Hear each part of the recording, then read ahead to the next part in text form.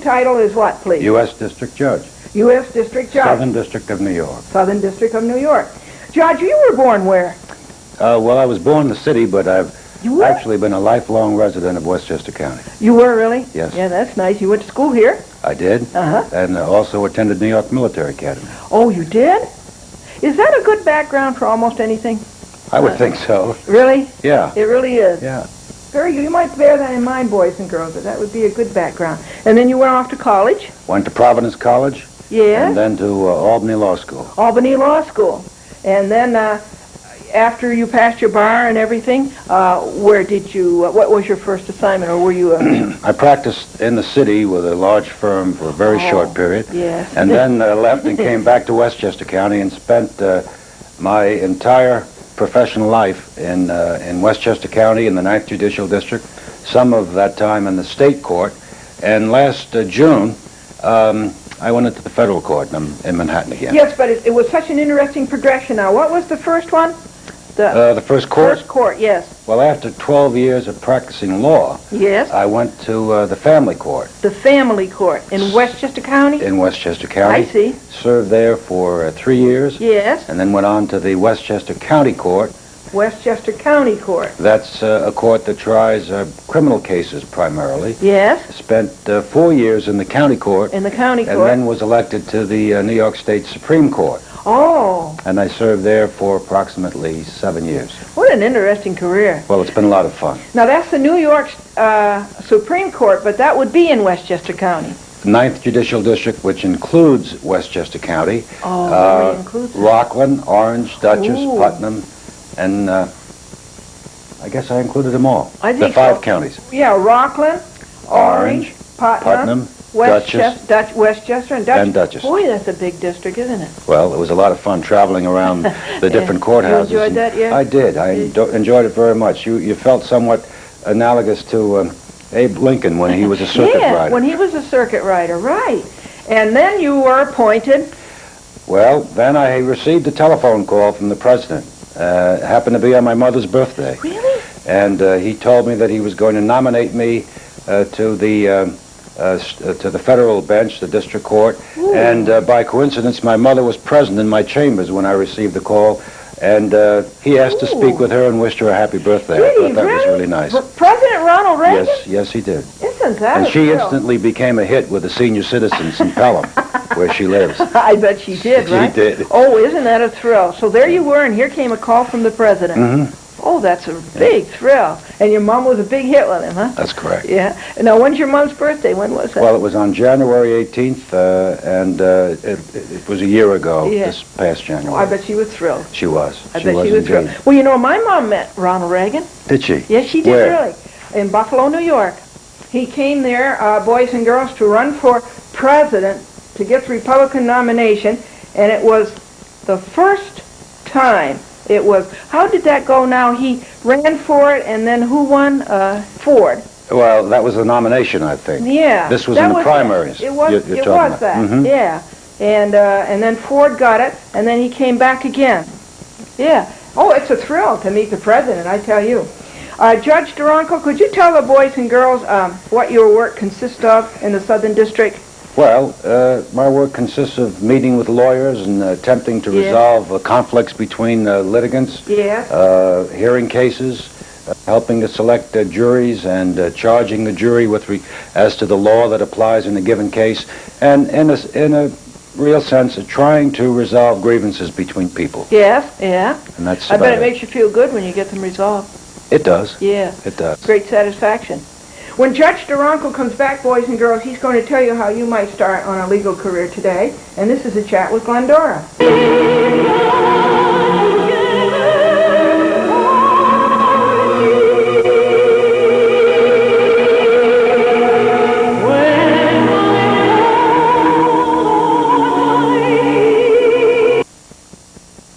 Judge Duranko, what advice would you give a youngster to start out to be a lawyer today? Well, I would advise any youngster who thought that he or she might want to enter the legal profession to spend some time either with an attorney or go over to the courthouse and watch some trials. I think that might at least familiarize you with what the practice of law may be like. That's a good idea. And, of course, a preparation, an academic preparation for any profession is important. And in the law profession, particularly, one should like to read and be able to write fairly well. Oh, really? Yes, I would think so. You got to practice those skills. Yeah. And anybody can go into the courthouse and watch? Oh, sure. It's open to the public. It is. Yeah. I see. Yeah. And then if you aspire to be on the bench as a judge, how would you go about that? Well, of course, if we work backwards, one must be an attorney to be a judge. So you have to have a law degree, and prior to obtaining a law degree, one needs a college education, and prior to that, a good high school education. Yeah. Studying is very important. If you wish to be a judge, I would think that you should attempt to have a great deal of patience, be able to listen to both sides of a controversy, and not jump to a conclusion. Yeah. Be judgmental rather than an advocate, as trial lawyers are expected to be. See the other person's point of view, help to resolve grievances between people, and enjoy doing that. Yeah, that's right. Well, that was nice of you to come up. Did you come up from Manhattan today? Yeah, I did. It was really nice of you to come and tell us about the president calling you. Well, it was nice to be able to come home a little early because I dropped off, I got off at Pelham and then drove up from there. Oh, you did? Yes. Yeah. Oh, that's nice. Gee, we appreciate your coming, Judge Durant. My pleasure. Nice to be with you, Glendora. Oh, thank you. And this is a chat with Glendora.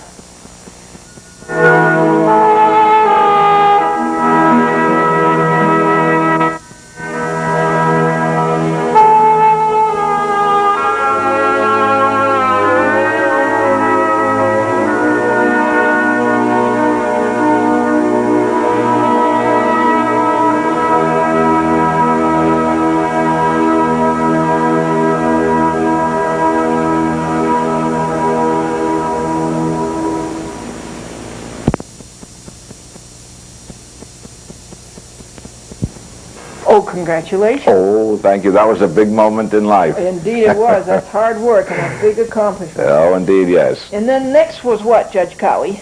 Well, after I finished school, as I said, I went into the Army for a couple of years. Of course, that was during the Korean War. We did not have much choice in the matter at that time since we were drafted. Although it was a very good experience, I must say, and I would recommend the military or even naval service, Army, Air Force, whichever. It is a tremendous force in maturing an individual. It's a great power in developing the personality and converting a boy into a man. Really? So I'd strongly urge anyone who is at all interested in the military to have no hesitation whatsoever about joining. And Uncle Sam wants you. Yes, yes, yes. Well, he may want you, but he does have a lot to offer, too. There's no doubt about that. So I was in the Army during the Korean War period. And then I came out of the Army. Yeah. And the choice then was where to go to settle down. Yeah. Appreciated working with Judge Beisheim. I think the world of that man, and he was a wonderful individual to work with. And, of course, the more you tried to do for him, the more he tried to encourage me to. Nice? So it was a most mutually satisfactory working arrangement. Yeah. So I was with him up until the time that I did seek the nomination for Westchester County Court Judge. Oh. So then I worked hard to get that nomination. Did you? Fortunate enough to be one of the nominees. Yes. There were, of course, for the Supreme Court, you see, it is not limited to Westchester County, but it covers Westchester, Putnam, Dutchess County, and then it goes over on the other side of the river, too. Orange and Rockland. Right. All of these counties are included in this district. So the 9th district. The 9th district, right you are. So when Judge Cowie, will you please tell the boys and girls what you like best about being a judge? I think one of the greatest things and most enjoyable aspects of being a judge is that you meet so many people, such a great variety of people, and you run into so many experiences as a result of handling all of these cases. I have found that these real-life experiences can be more exciting and more interesting than even the best of TV shows or the like of it. Yes, yes. As has often been said, real life can be more interesting than any theater production. Right. And there's a lot of truth to that. Yep. Truth is stranger than fiction. I could almost write several books here just on the basis of the type people that we meet and the cases and the experiences we run into. Patrick says, because that's all they know. And Sid is really into music, folks. Yeah, there isn't an instrument he can't play. That's how he brags. And his friend says, that's right, he can't play the piano, he can't play the banjo, and he can't play the guitar. And did you hear the headline on the TV news tonight? A freighter carrying a load of yo-yos hit a reef and sunk 113 times. And off the coast of Florida, 2 ships collided. One ship was carrying a load of red paint. The other ship was carrying a load of purple paint. And at the latest report, both the passengers and crews of both ships were marooned. And Bessie Carter, who is the crossword puzzle addict, she changed a clause in her will. And now when she dies, she wants to be buried 6 down and 3 across.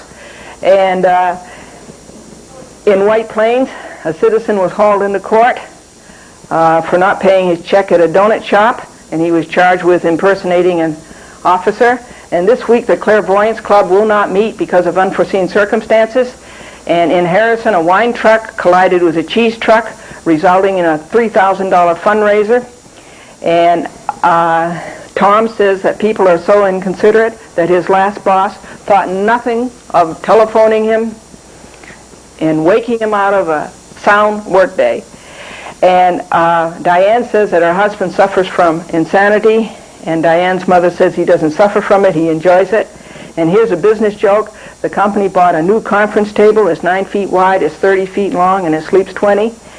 And a panhandler said to Arthur, could I please have $1 for a cup of coffee? And Arthur says, $1 for a cup of coffee? And the panhandler says, please just say yes or no, don't tell me how to run my business. And another panhandler asked the pedestrian, could I have $20 for a cup of coffee? And the woman says, $20 for a cup of coffee? And the panhandler says, well, can I help it if I'm a big tipper? This is Glendora, a cheerful look at life. Let's return now to a chat with Glendora.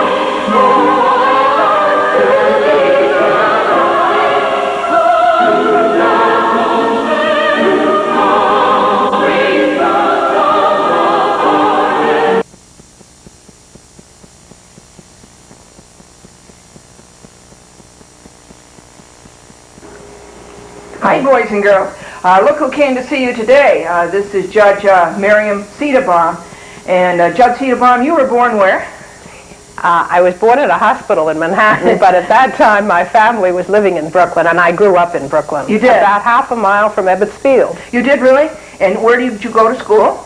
I went to a public school in Brooklyn. Yes. And then I went to a public high school, Erasmus Hall High School, which is celebrating its 200th birthday this year. Really? Oh, that's great. And then where did you go to college after that? Barnard College. And what did you major in? What did you take for courses? I majored in government, but I took the minimum number of courses in my major because I was very interested in a number of other subjects. I took a great deal of mathematics. Did you? I took a lot of foreign language and literature and philosophy. You did. There's just one little thing I want to make clear. That's down at Foley Square, right? Yes, I'm at the United States Courthouse at Foley Square. And one of your other jobs was down at Foley Square. That's right. The first several years after law school, I was at Foley Square, first as a law clerk to a district judge, and then as an assistant United States attorney for the Southern District of New York. So I think that's the way to do it. That is. Well, it's certainly one way. Now, Judge Miriam Cedarbaum, and boys and girls, when she comes back, she will tell you what her work is like to see if you would like to aim for such a career as that. And then she might tell you how to get started on a legal career today, which, of course, is entirely different from the days that she started. And this is Chat with Glendora.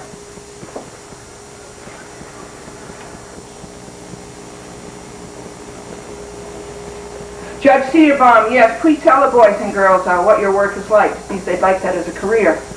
Well, I am a trial judge in the federal system, which means that I spend a great deal of time in the courtroom, presiding over trials. In the federal court, we have a great variety of trials. We have both civil and criminal cases, and we also have cases that arise under federal statutes, for example, securities cases,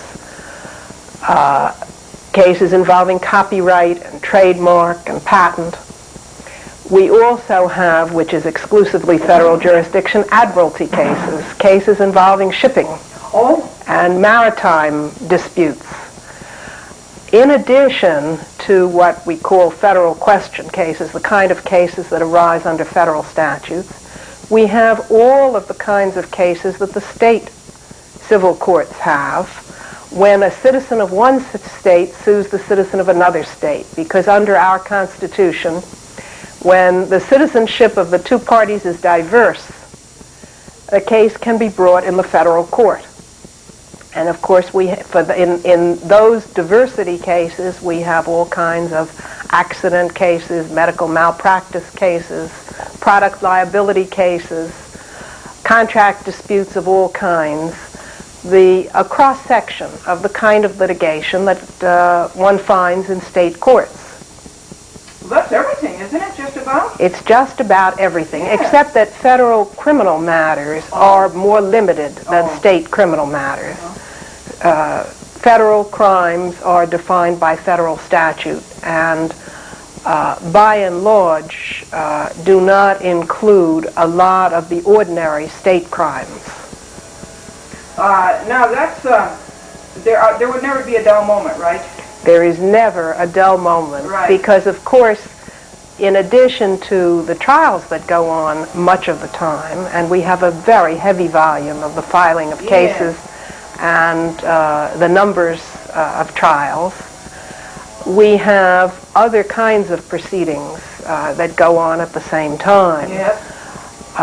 For example, the way in which parties ask the court to make decisions apart from trials of cases is by motion, which is an application to the court for one kind of relief or another. And I must hear and decide a great many motions in addition to the trial.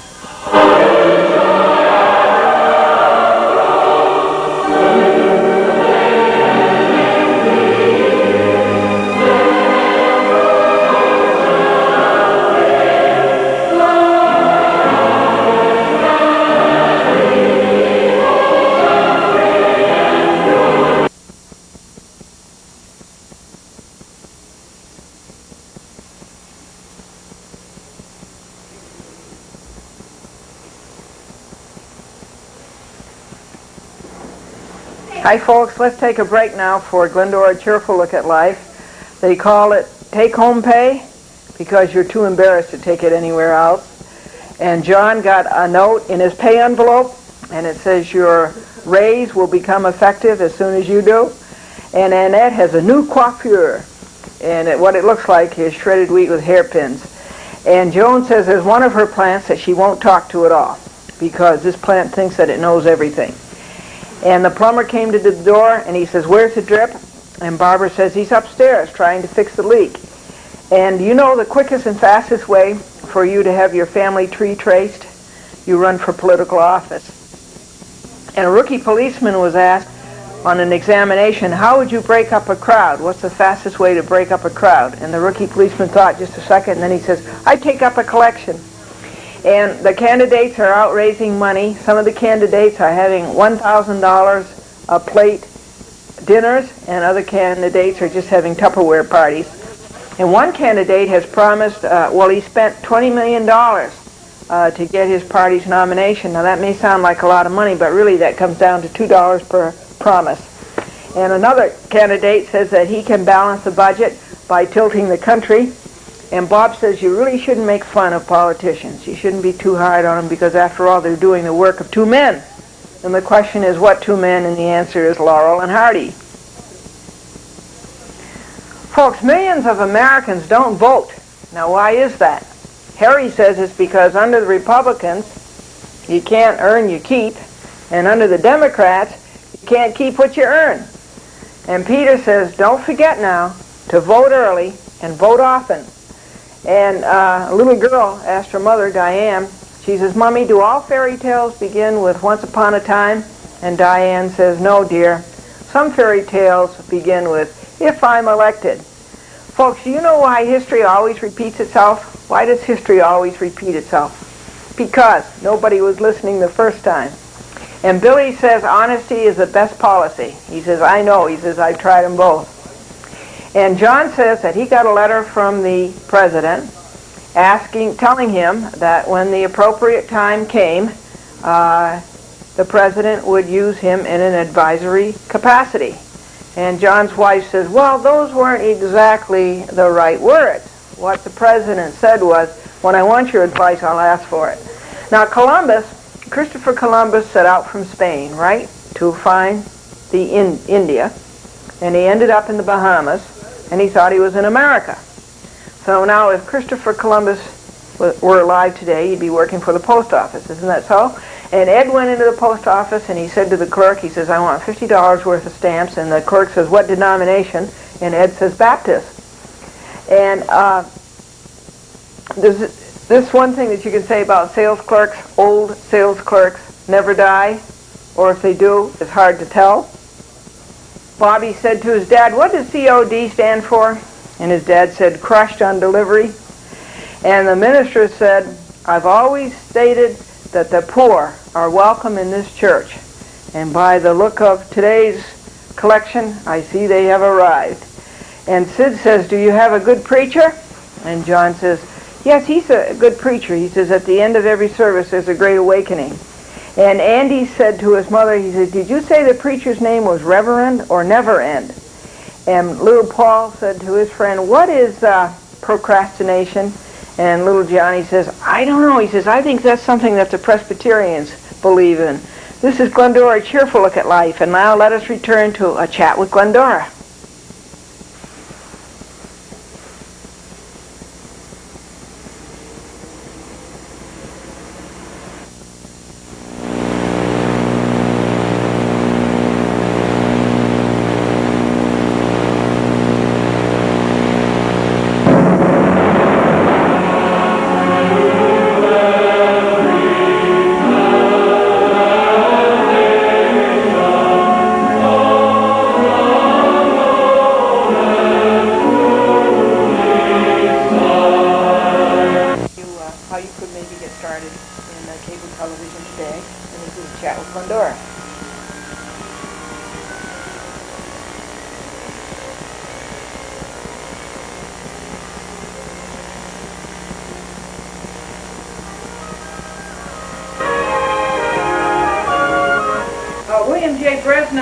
What is your work like day in and day out? Can you tell us? Well, I enjoy it a lot, and I strongly urge everyone to get involved in a field that they enjoy, because work is really a lot of fun. And if you have fun at it and the juices are flowing, time passes. But my typical day, I guess, is a lot of correspondence and some meetings and telephone calls. We're in a growing mode of our company right now, so I spend some time on operations. We do have good operating people in the field that oversee our systems operations, but I have to keep in touch with them. And then I'm spending really quite a bit of time searching out for new acquisitions.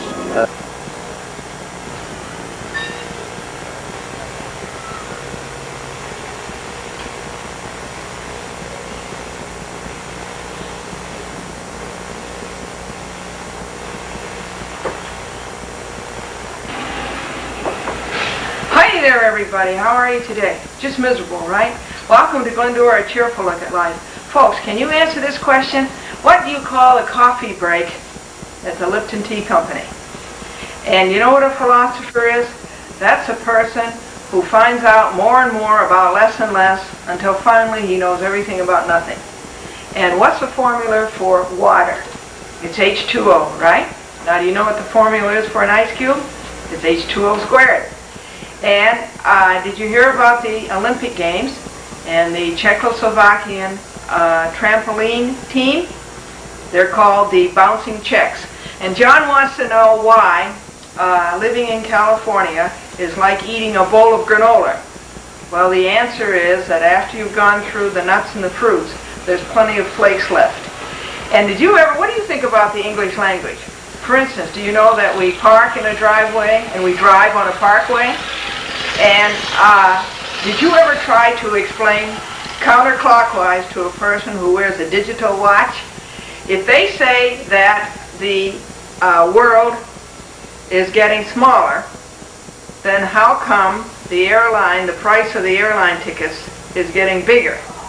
And Peter says that more people would pay attention to the Electoral College if they had a football team. Folks, there are 5 billion ballpoint pens manufactured in the United States every year.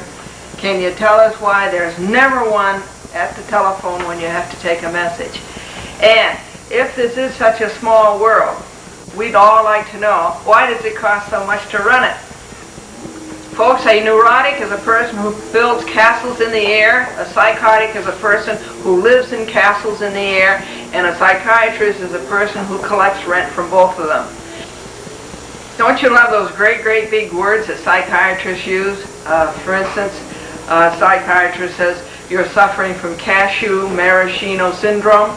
You know what that means? You're nutty as a fruitcake. There's a sign in the restaurant window, and it says blended coffee. And one of the customers asked, what's in the blend? And the waitress says, yesterdays and today's. Now, in a filling station, there was a restaurant in a filling station, and in the restaurant there was a sign that says, eat here and get gas. Ed says that he has the problem about retirement. He's too old to work, and yet he's too poor to retire. A retirement party is when the boss says all those great things about you that he never said every time you asked for a raise. And Tom at the retirement party was supposed to say, when we heard that you were retiring, we all got together to give you a little memento. But he got all mixed up and he made this mistake. He says, when we heard that, this was at the party, he says, when we heard that you were retiring, we all got together to give you this little momentum. At Paul's retirement party, the boss said, we had this special gold watch made for you to honor you for your many years with our company. It's a special gold watch. It takes a lot of winding up. It's very often late, and at 4:45 it stops work.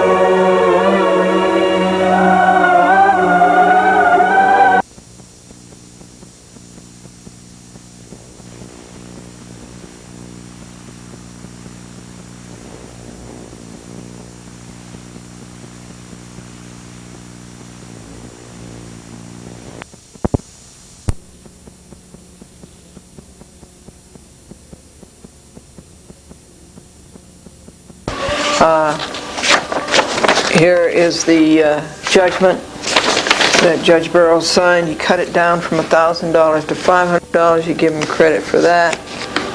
And so So this is just going straight back to Robert Kalaji as soon as I get an opportunity to do that.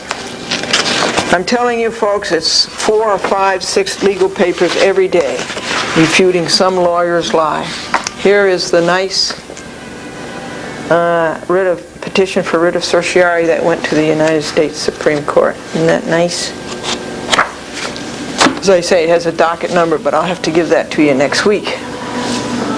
We have the story of Bryant Gardens, where a co-op was for rent. It was not a condo, it was a co-op, and the owner rented it to us for $1,050 a month, and he should have only rented it to us for $600 because it was under the Emergency Tenant Protection Act administered by the New York State Division of Housing and Community Renewal. So there was a rent overcharge there, and that landlord had to pay to me, the tenant, $5,300 overcharge.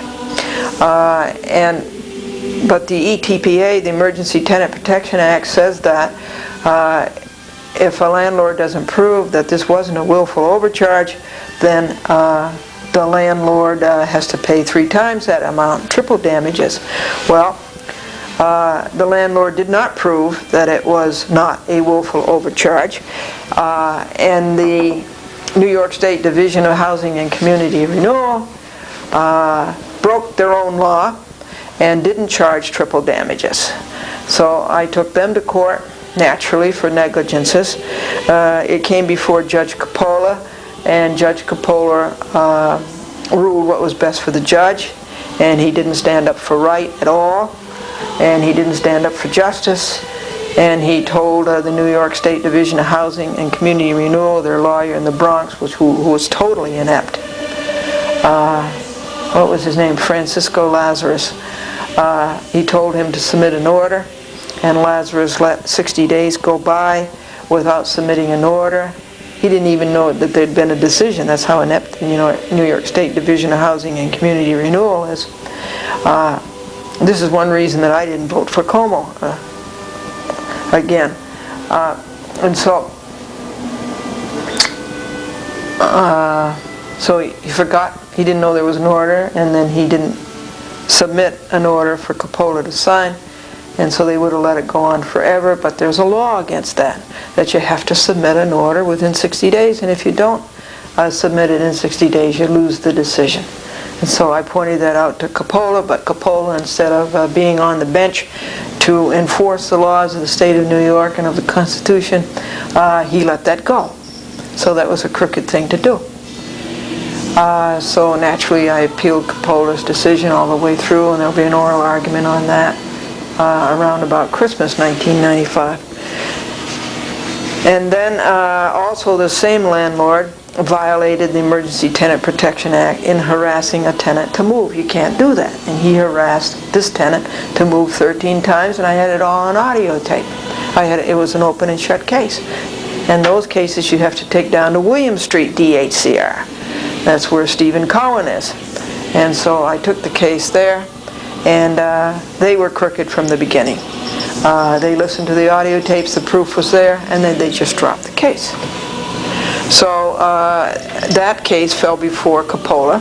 He'd made such a mess of the first case, he should have recused himself from the second case. Good going, Ginny. Good going. Good jump. And but he didn't, and he made another crooked decision, and I have appealed that, and that will be argued probably at the same time in Christmas of 1995. That's Glendora versus Coppola and the New York State Division of Housing and Community Renewal.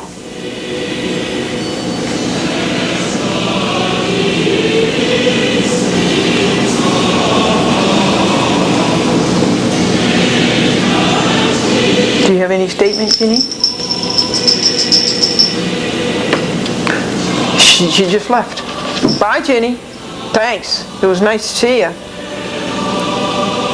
Must be going to the kitchen to get something to eat. She's all belly.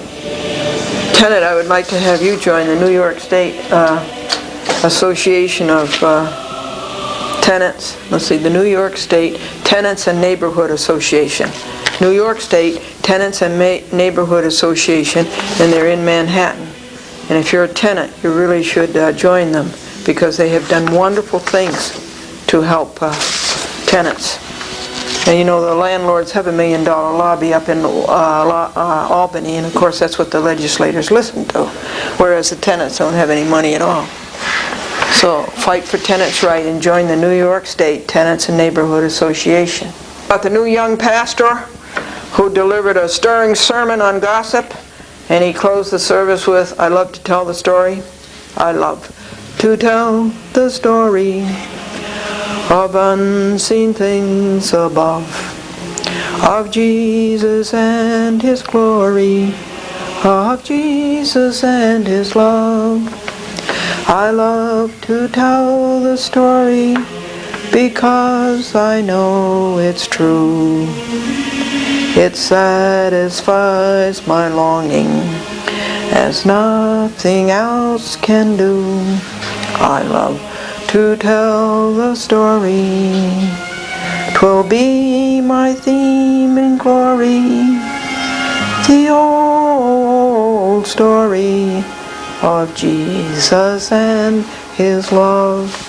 I wasn't sure all the way through that I could remember the words. So our Sunday school teacher said to her class, "Cleanliness is next to what?" And the little boy said, "Next to impossible." And another Sunday school teacher said, "Lot was warned to take his wife and flee out of the city, and his wife was turned into a pillar of salt." And the little girl said, "What was the flea turned into?"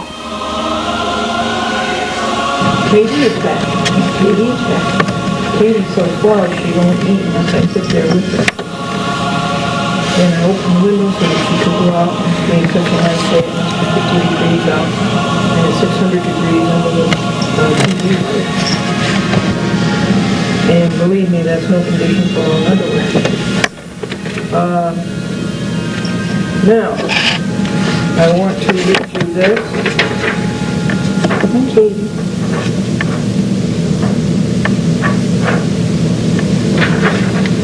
This is the Center for Judicial Accountability. Thank you for responding to our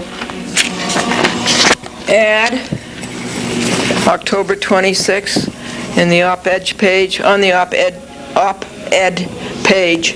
You know what that is, don't you? They have the editorial page and then the page that's opposite that. Of the New York Times, reprinted in the November 1st issue of the New York Law Journal. There has been a tremendous outpouring of interest and concern from people all over the country. Many people are asking for help. Others are offering to help us. At this point, we are building a national citizens organization to deal with the problem of bad judges. Judges who are incompetent and judges who are dishonest. Dishonesty means judges who knowingly disregard their ethical duties. Are there a lot of those? Disobey clear and controlling law, and who write decisions which fabricate or deliberately omit critical facts. By such incompetence and misconduct, these judges destroy individual lives, families, and businesses, and for ulterior reasons torpedo important cases in which the public has a vital interest. The financial cost of appealing a judge's bad decision puts appeal out of reach for the average citizen. Yet those who make the financial sacrifice and undertake appeal are often met with the same realities on the appellate court level as in the lower court. Incompetent and corrupt judges create havoc at the trial level and overload the system with appeals. This puts the judicial system in crisis and is extremely costly to you taxpayers. That's put out by the Center for Judicial Accountability. That's one reason that people like cats. They're so playful. Come here, Katie. Come here, over here.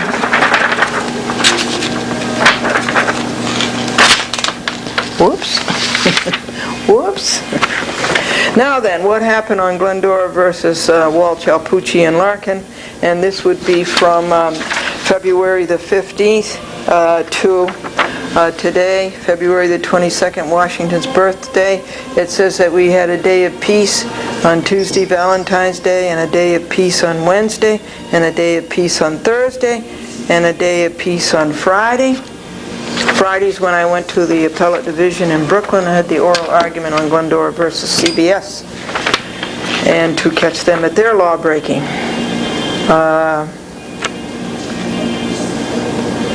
On Saturday, it took almost all day to recharge the telephone batteries and to go through 40 Gellman audio tapes, but it was a day of peace, and Glendora typed out her protest to Cousins bossing Judge Wood around, and I'll read you that in just a second, both what he said and the protest to the same. Sunday was a day of peace. This was mailing number 123. On Walsh, Alpucci, and Larkin. The number of pages is 2,516, and I've forgotten how many volumes there are. 22 volumes. The costs last week on Wall were $17. The number of hours was 9. It was a week of peace, and this is Exhibit Omicron. And here is Cousins' letter to Judge Wood. This is Wilson, Babe, Comboy, Koza, Cousins. This is the law firm that changes its name every week. And he's writing to the Supreme Court of the State of New York, County of Westchester. Attention, Honorable Harold L. Wood. At the court conference on January 18, 1995, the court issued a ruling on the stenographic record that the court would hold in abeyance any decision, High Kate, concerning the defendant's application as to the plaintiff's production of video and audio tapes. In other words, they want to look at my video tapes and hear my audio tapes so they can prepare their lies for trial, how they're going to lie around the truth. Therefore, I would request that the court withdraw its decision dated January 30th, 1995, ordering the plaintiff to produce all video and audio tapes now scheduled for February 27th, 1995. This is Cousins. I'll give you his name. Cousins' name is John C. Cousins, Jr. Remember, it was his father that Judge Wood knew.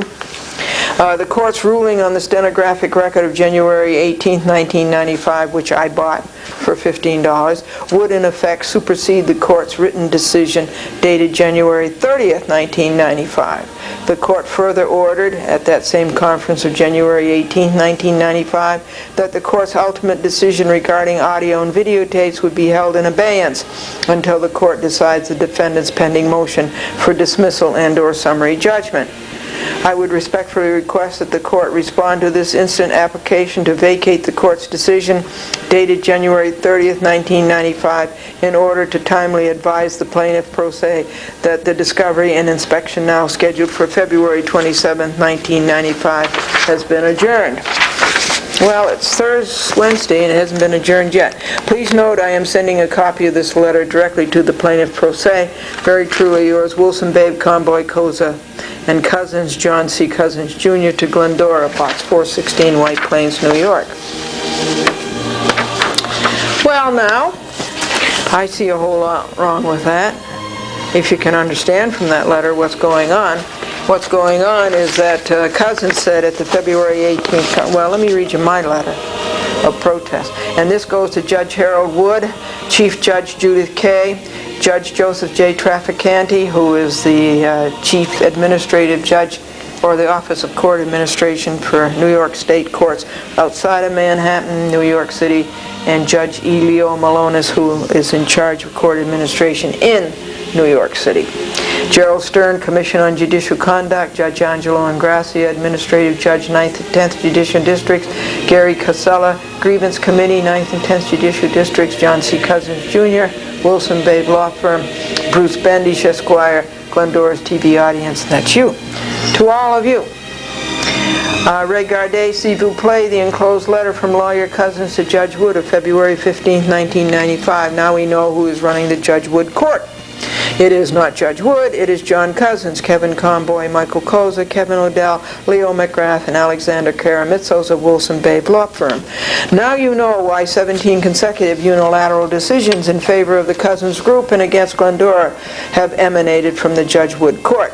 Now you know why Glendora's case has languished 1 year and 4 months with the Judge Wood court not accomplishing 1 ounce of justice or anything else. It was not a ruling by Judge Wood. He actually said nothing. It was a demand by Cousins, Both Glendora and husband Franklin are witnesses. This record shows how Cousins et al. Were really not interested in the audio tapes as a legitimate discovery request, but were only interested in delaying Glendora's right to get Judge Wood to declare her case ready for trial. Glendora has suffered initially 500 injuries, that is, tortious acts, from Easter 1993 to November 1993, when she filed her complaint, and since the complaint was filed, Glendora has suffered 1,200 injuries, that is, tortious acts, while seeking justice in the Westchester Supreme Court. Judge Wood is getting paid $113,000 a year by us taxpayers so the Wilson Babe firm can make his decisions. Cousins et al. Will, quote, put in abeyance, unquote, anything to stall Glendora's certification of ready for trial. They know they will lose a trial because Glendora has a law-breaking of Walsh, Alpucci, and Larkin on videotape. The biggest revelation out of this Cousins letter of February 15, 1995, is their arrogant confidence that Judge Wood is going to rule in their favor the 18th time and dismiss Glendora's complaint and/or grant summary judgment. A case of this magnitude, as Glendora pointed out in her cross motion of 150 pages, cannot be dismissed by Judge Wood. This Cousins Law Group lost on delaying trial certification through depositions because Glendora sacrificed 20 hours answering all of Coza's questions to the point where he said, "I'm unsatisfied." We repeat here paragraph 33 of Glendora's protest of February 10, 1995, the 17th consecutive unilateral decision by Judge Wood in favor of the Cousins Group. A person in the courthouse tower said to Franklin that the Wilson Babe firm has effective political connections. Franklin said that has been apparent in the Judge Wood court. The person replied, "Oh yes, lawyers in the firm say jump," and Judge Wood says how high. Glendora, in spite of this haughty and bossy letter, will appear with 4 file boxes of 675 audio tapes and videotapes, each 1.5 to 2 hours long, for Cousins et al. To screen and queue up and log which parts they want dubbed and to tell Glendora which editing house they have engaged to bill them. She and Franklin will carry the 60 pounds of tapes up 5 floors to the Cousins law firm as Judge Wood ordered. "Do you know what this is an example of?" a lawyer friend of Glendora said to her. "Don't ask for something, you might get it." Glendora, in her protest of February 10, 1995, told you all that in the Judge Wood court, the left hand does not know what the right hand is doing. Quote, "adjourned or not," unquote, Glendora and Franklin will be there. Cousins' bossing Judge Wood extends to his directing Judge Wood that Cousins has already informed Glendora that Judge Wood's decision of January 30th, 1995 is being vacated by Cousins. He is saying, "I have sent Glendora a letter telling her I vacated your decision."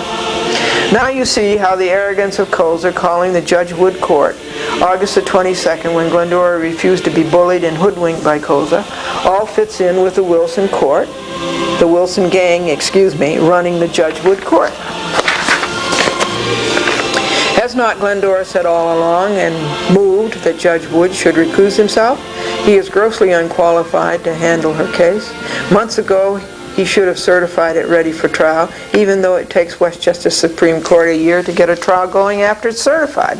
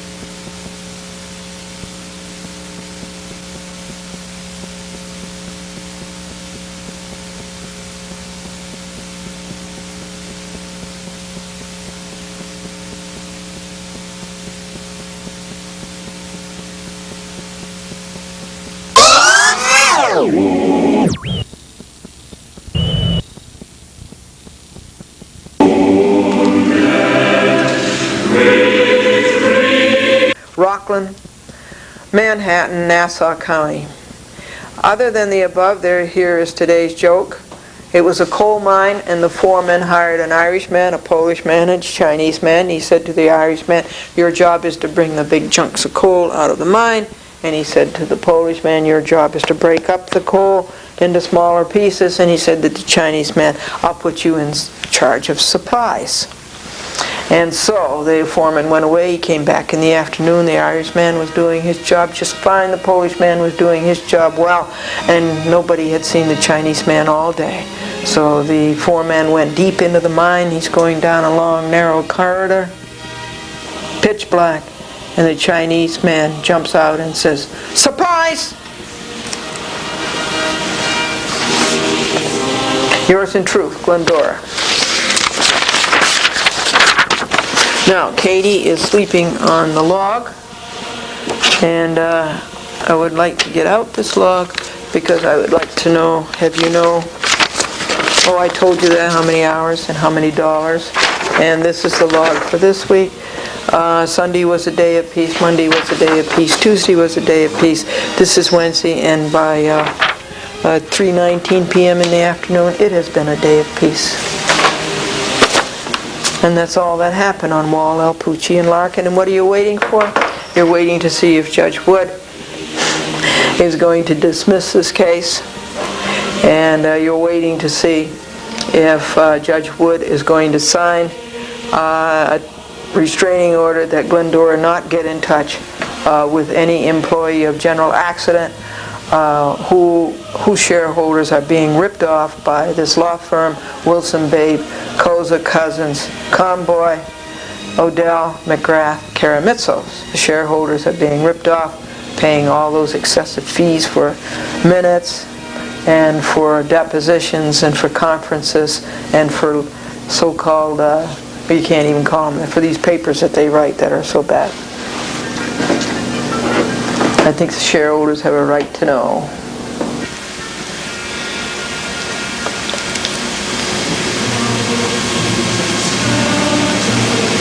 And welcome to A Chat with Glendora, and here's your three jokes to start off with. Noah said to the two snakes as they left the ark, Noah said to the two snakes as they left the ark, "Go forth and multiply." And the snakes said, "We can't, we're adders." And at the banquet, the MC said, "We're sorry that our guest, Father Raymond Adu, could not be here tonight to say the benediction, so without further ado, good night." And as John said to his wife, he said, "As Mason said to Dixon, we have to draw the line someplace." And now this is what happened on Glendora versus Philip Amicone, the White Plains Building Commissioner, and former mayor of White Plains, Alfred Del Vecchio, and the White Plains Building Department. Through the negligence of the Appellate Division, Second Department, New York State Supreme Court, I was not notified of my oral argument. That was not my fault. And I asked them to reschedule my oral argument. Naturally, that's what one would do. And the judges said no. These judges are Lawrence, Thompson, Goldstein, and Hart. So I got out another formal application. I already read you the first one, to which they said no, and so this is the second one. And it says urgent. Let me first of all read you Martin Brownstein's letter. Martin Brownstein is the clerk of the court. "Dear Glendora, in response to your letter dated February 9th, 1995, the justices sitting on the above appeal have refused to reschedule the matter for argument, and it's their fault." Okay, so this is the second application, and it says urgent. Please consider this before you write your decision. And it's the New York Supreme Court Appellate Division, 2nd Department, Glendora Plaintiff Appellant versus Philip Amico and Alfred Del Vecchio in the White Plains Building Department. Case number is 93-06410. This is way back to 1993, and here it is, 1995. And even at that, I can't get my oral argument. Presiding Judges Thompson, Lawrence, Hart, and Goldstein, notice of motion to reschedule oral argument since it was the court's fault Glendora was never notified. Please take notice that upon the attached affidavit of Glendora sworn to February 16, 1995, and upon all prior pleadings and herein, plaintiff appellant Glendora will move this court at 45 Monroe Place, Brooklyn, New York, 11201 on the 3rd day of March 1995 or as soon thereafter as can be heard,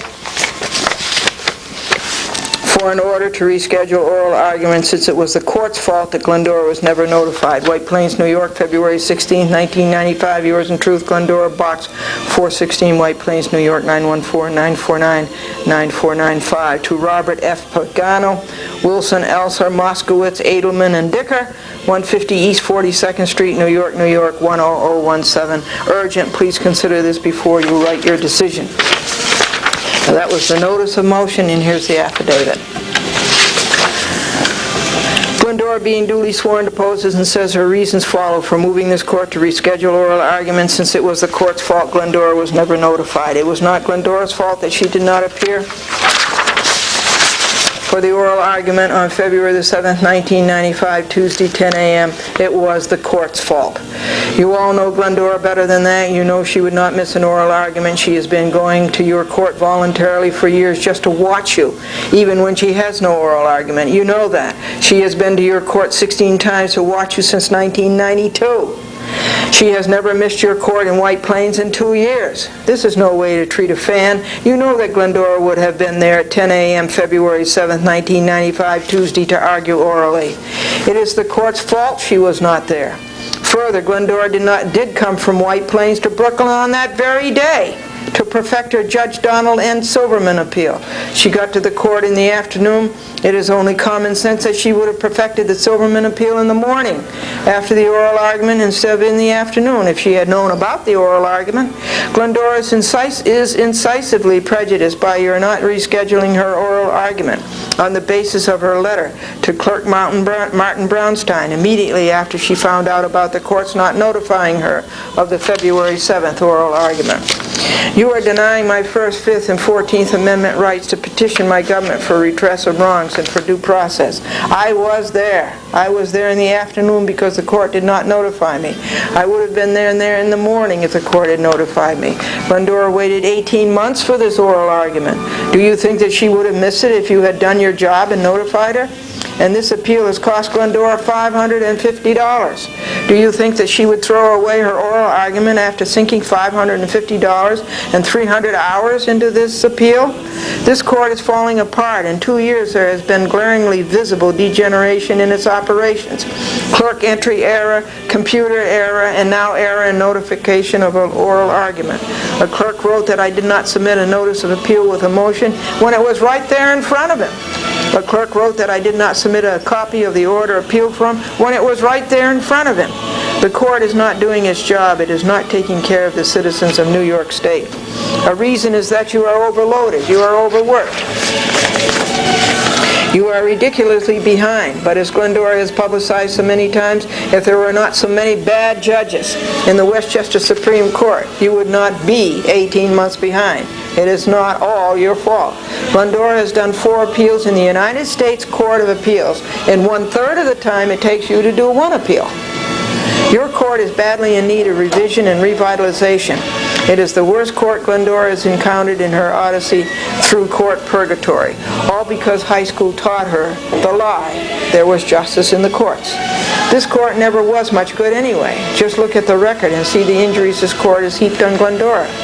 Every other court Glendora has been in, the appellate term, the United States Court of Appeals, the United States Supreme Court, makes the lower court clerk submit the record on appeal. You make an appellant go to all that work and expense and time to gather the record on appeal.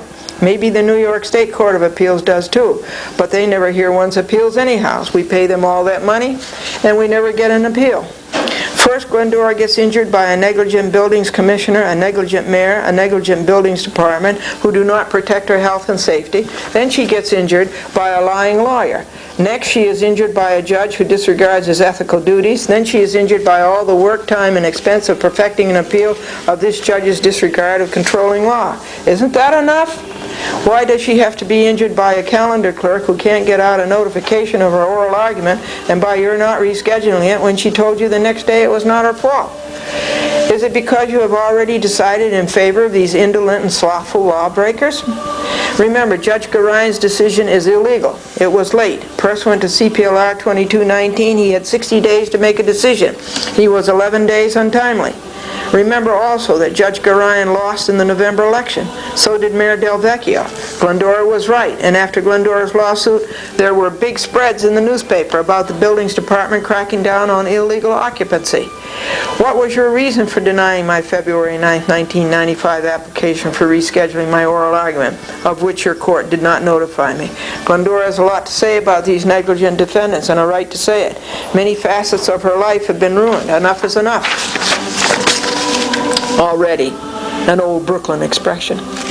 Clerk Brownstein was assiduous in his praiseworthy effort to bring my February 9, 1995 application before you and in notifying me by phone of your outrageous decision.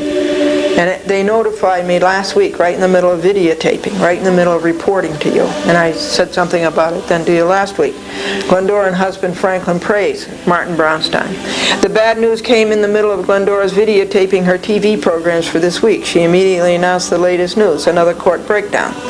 After the videotaping and strenuous editing of her program, she went to sleep at 9 p.m. on time but was awakened at 12:30 a.m. by the gross injustice of losing her oral argument. The unhappy, sinking feeling in her stomach kept her from sleeping anymore. She has been up all night writing this motion to hand into the appellate division this morning, February 16, when it comes to White Plains, and she goes to watch it, as she has every time for 2 years, whether she has an oral argument or not. Judge Thompson is not Glendora's favorite presiding justice. Several times he has been more like the gutter than the marble halls. Glendora has said so on TV, and I must have got back to him. It is not fair what you did. Glendora has seen this court do bad things, but this is one of the worst, denying her oral argument when it was the court's fault she was not present. Glendora remembers the blizzardy cold December 6, 1993, when she trudged over snowbanks to the White Plains Post Office to serve and submit her 11 records on appeal and 11 appellant's briefs for this case. After this was done, she went to the central jury room of the Westchester County Courthouse and watched the appellate division, Judges Thompson, Rosenblatt, Ritter, and Miller, where pages 1 through 7 state the reasons this panel should reschedule Glendora's oral argument, which this court caused her to miss on February 7, 1995. Dated White Plains, New York, February 16, 1995, 4:33 a.m. Yours in truth, Glendora. And so forth. Subscribed and sworn to, and it was notarized by Francis Harrison. Got to send a copy of this to Judge Mancano, Judge Trafficante, Judge Ingracia, Judge Malonis, and Judge Kay. It is just not just. And here are some exhibits. My letter to Brownstein that I read you last week, and with a notice of appeal of this bad Judge Garayan decision, and his bad decision, and also a statement of how bad judges are by the Center for Judicial Accountability. Laying out my oral argument, the things that I would have said. And the first page of that is done. The paste up, and the third and fourth are done. And every day I try to work 15 minutes on it, except that every day I get a lie from Kalaji, and I have to sit down and refute that and set the record straight.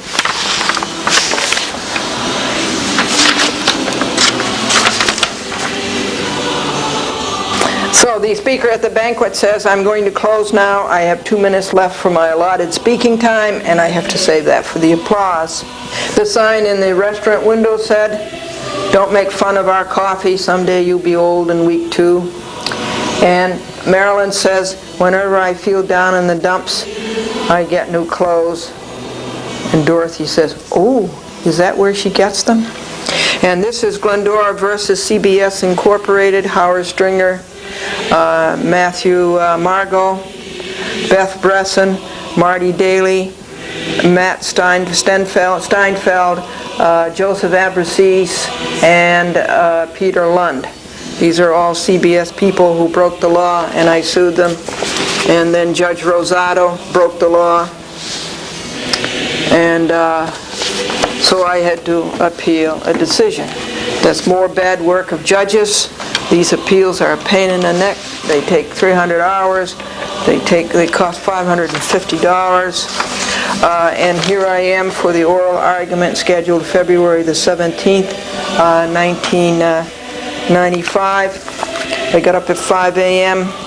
I left White Plains at 6:40 a.m. I got to Brooklyn at 7:40 a.m. You have to get there that early because you have to find a parking space.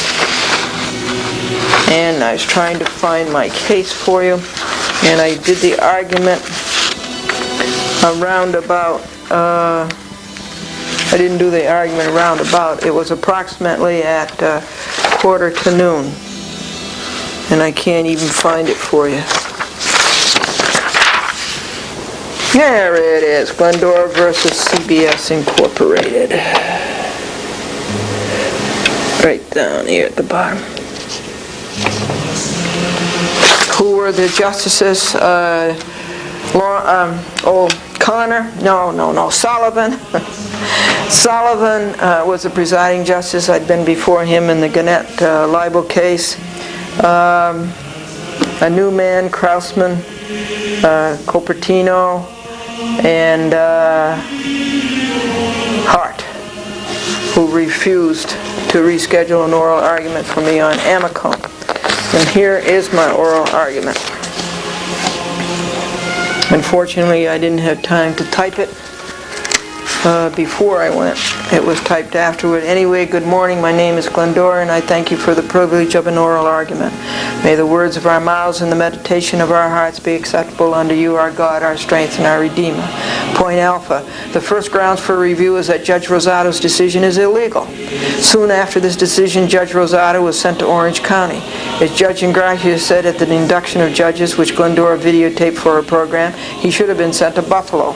CPLR 2219 states that an order determining a motion shall be made in 60 days after the motion is submitted for decision. There's the law right there, CPLR 2919. Judge Rosato had until August the 18th, 1993 to get his decision in. He did not make it until September 12th, 1993. This is 1 month and 1 week untimely.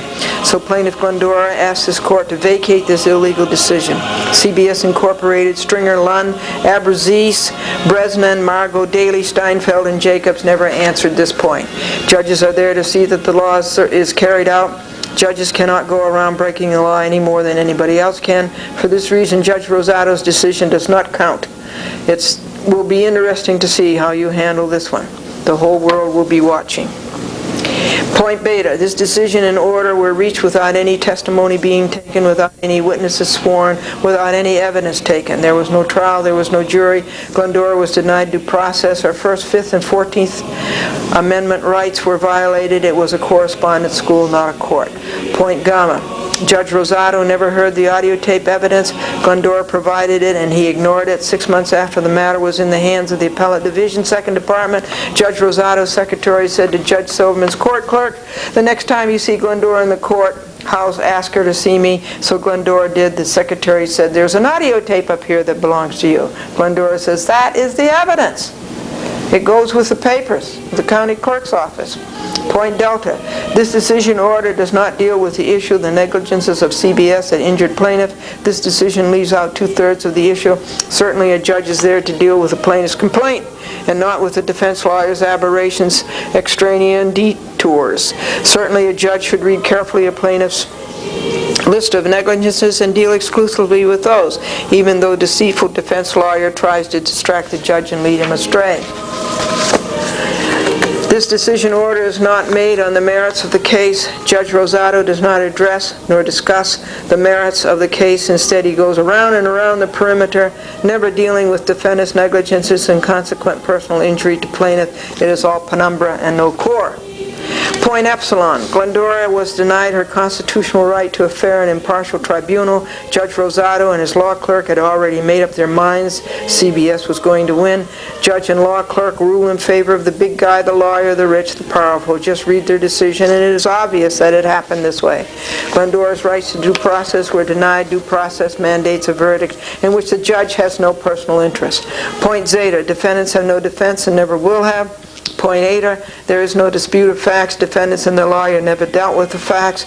Point theta, CBS does not have to worry about breaking the laws nor about being afraid of lawsuits in the courts because the courts are afraid of CBS. They know CBS will win. They have the money, they have the airtime, they have the audience, they have the influence. The political bosses wouldn't dare let a decision go against CBS.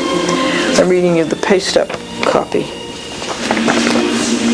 The master hasn't been made yet. The facts are against CBS and the law is against CBS, but the judge is for CBS. Nowhere do defendants deal with a specific charge of negligences. Plaintiff has the whole chronology on audio tape submitted to the court as evidence. Again, the facts and the law are being swept under the rug to give the judge a way out to rule in favor of CBS. Point kappa. The issue was not the FCC. The issue was not the public airwaves. The issue was negligence. Point lambda. The issue was not slander, the issue is negligence. Point mu, defendants don't have a duty of care after Glendora has paid them $25,000 cash. Glendora understands the first rule of oral argument: if you don't strike oil in 10 minutes, stop drilling. The second is, the mind cannot absorb more than the seat can endure. And the third is, a good oral argument to be immortal does not have to be eternal. Point nu, Judge Rosado on page 2, line 13, brushes over the gravamen of the case, negligences. Point omicron, freedom from mental disturbance is a protected interest. Judge Rosado should know that, and damages may be recovered on cause of action for same. The CBS conduct was extreme and outrageous and was reckless and is liable for infliction of emotional distress.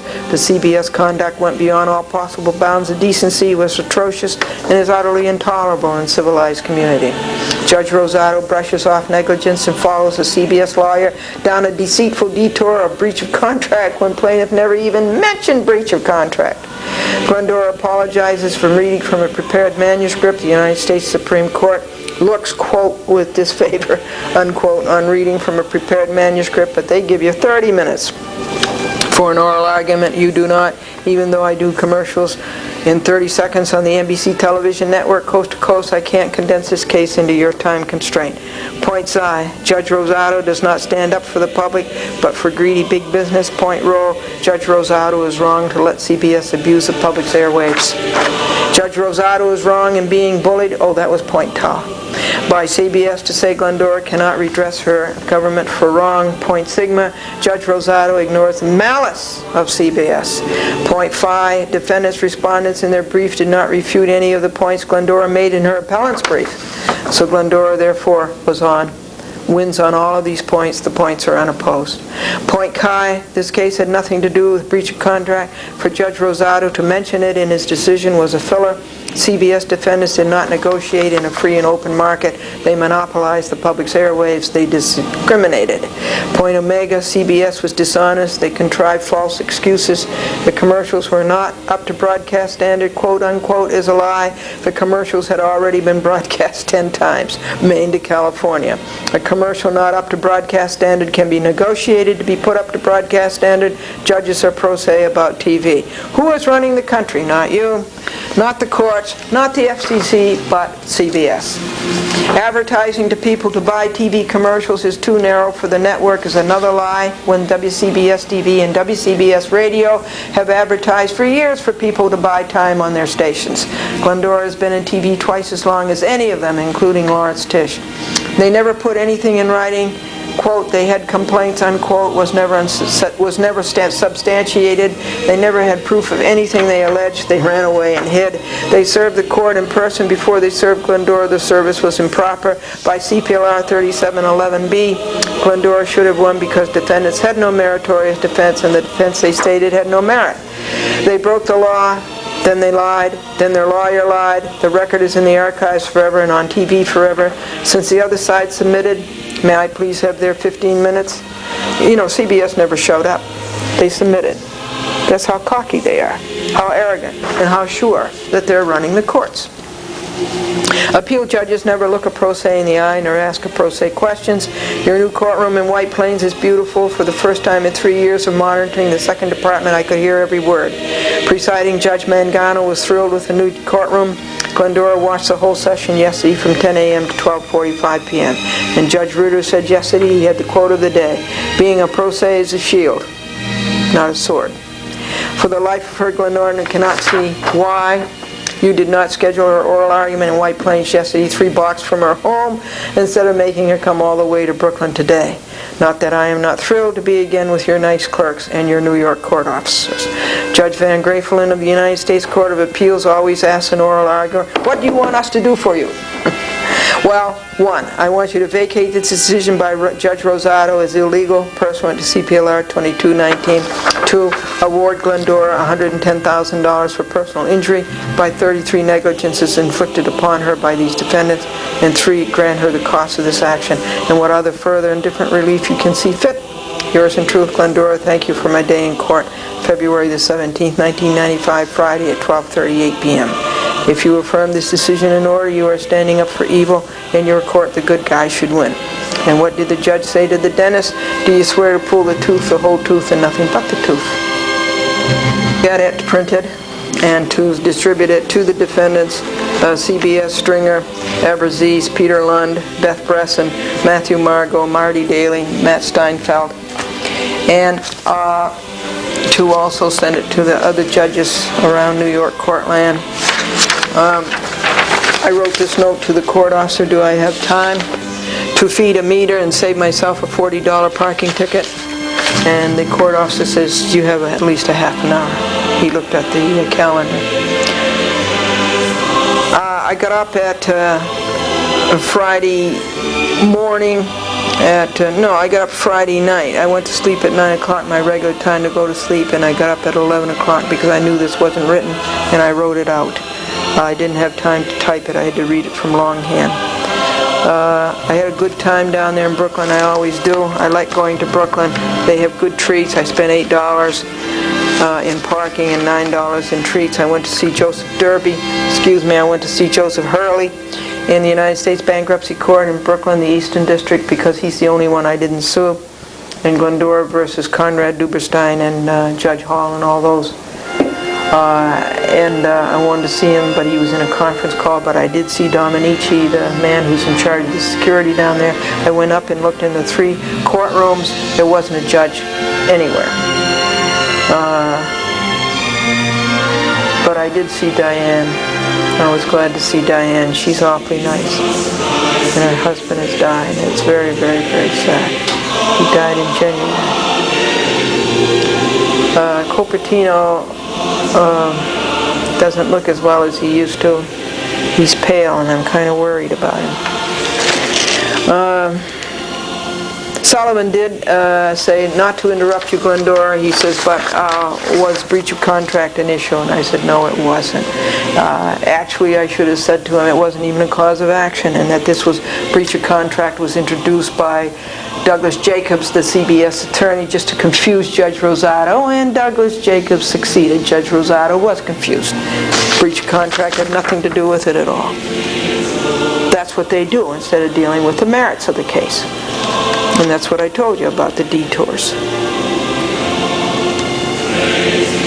Okay, how many hours did this oral argument require so far?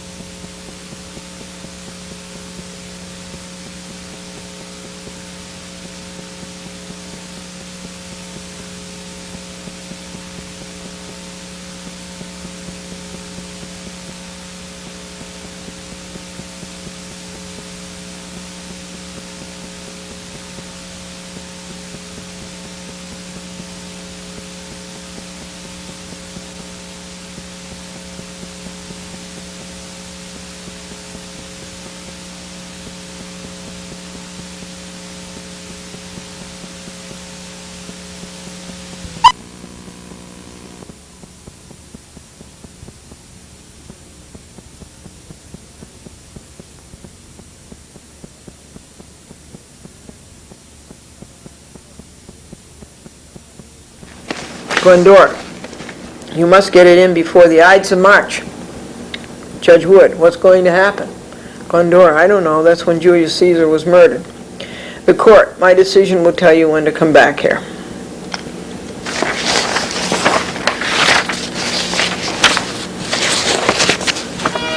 Well, I had the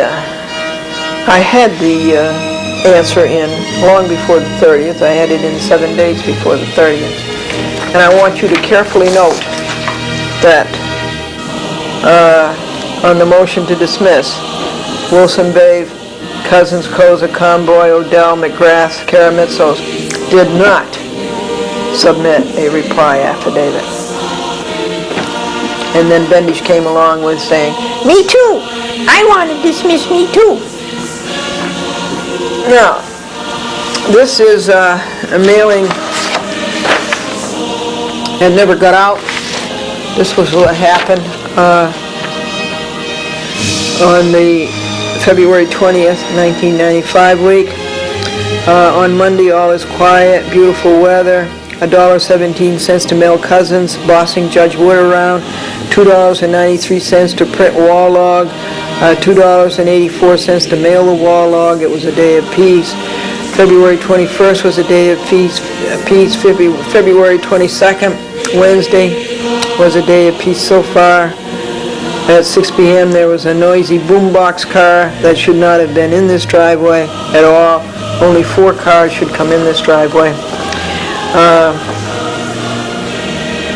On Thursday, queued up 70 Gellman audio tapes and logged in preparation for the trial tonight in Manhattan City Court. Queued up the remainder of the Gellman tapes. I missed the pine tree outside my living room window, right out here, the west window. It was so nice, that pine tree.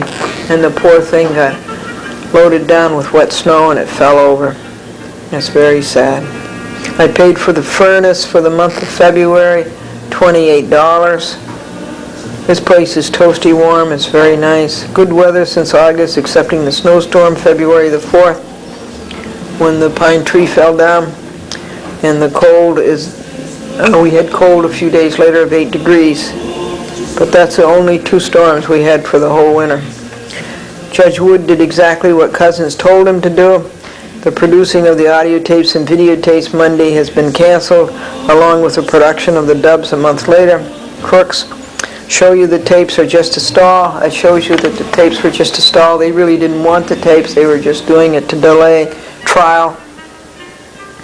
In spite of what you read in newspapers, people do not die in alphabetical order. On Sunday, we did the laundry and went to church. And at 3 p.m., I stood out in the field in the sunshine. It was nice. I'm out standing in my field, right? 4 p.m., James Walsh, noise with a basketball back and forth. It was harassment. It was a violation of White Plains noise ordinance, and it was intentional infliction of emotional distress deliberately. And the girls in 3C were sort of noisy. James Walsh finally went and played with the girls in 3C. Glendora has to keep her south bedroom window closed so Theo Alpucci will not open both windows halfway up. There was no time to answer Cousins Wood, but I finally did get it answered and it went out, and I just read it to you. And now what we have is a log for this week, the week of February the 27th. On Monday, I wrote the protest all over the state that I just read to you, and then it was mailed on Tuesday.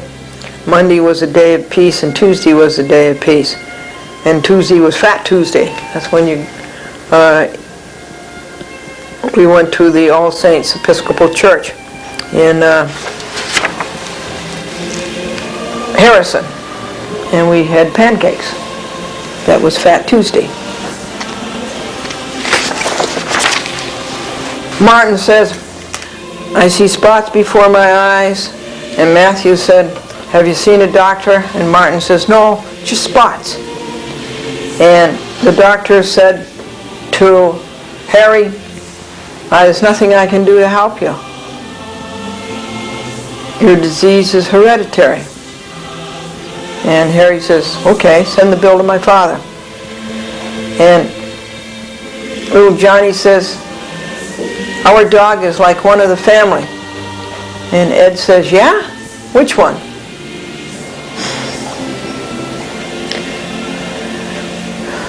This is hard word to know to begin. On Glendora versus Michael Gellman, the man who doesn't have the ethics to return your property, and the man who doesn't have the ethics to admit what he's done wrong and to atone for it. And here it is, this little $120 lawsuit has gone up to 3 volumes. And the number of hours put in on Michael Gellman has been something like 550 hours.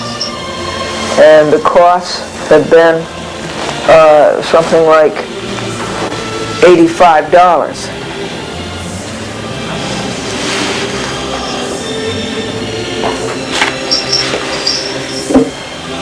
And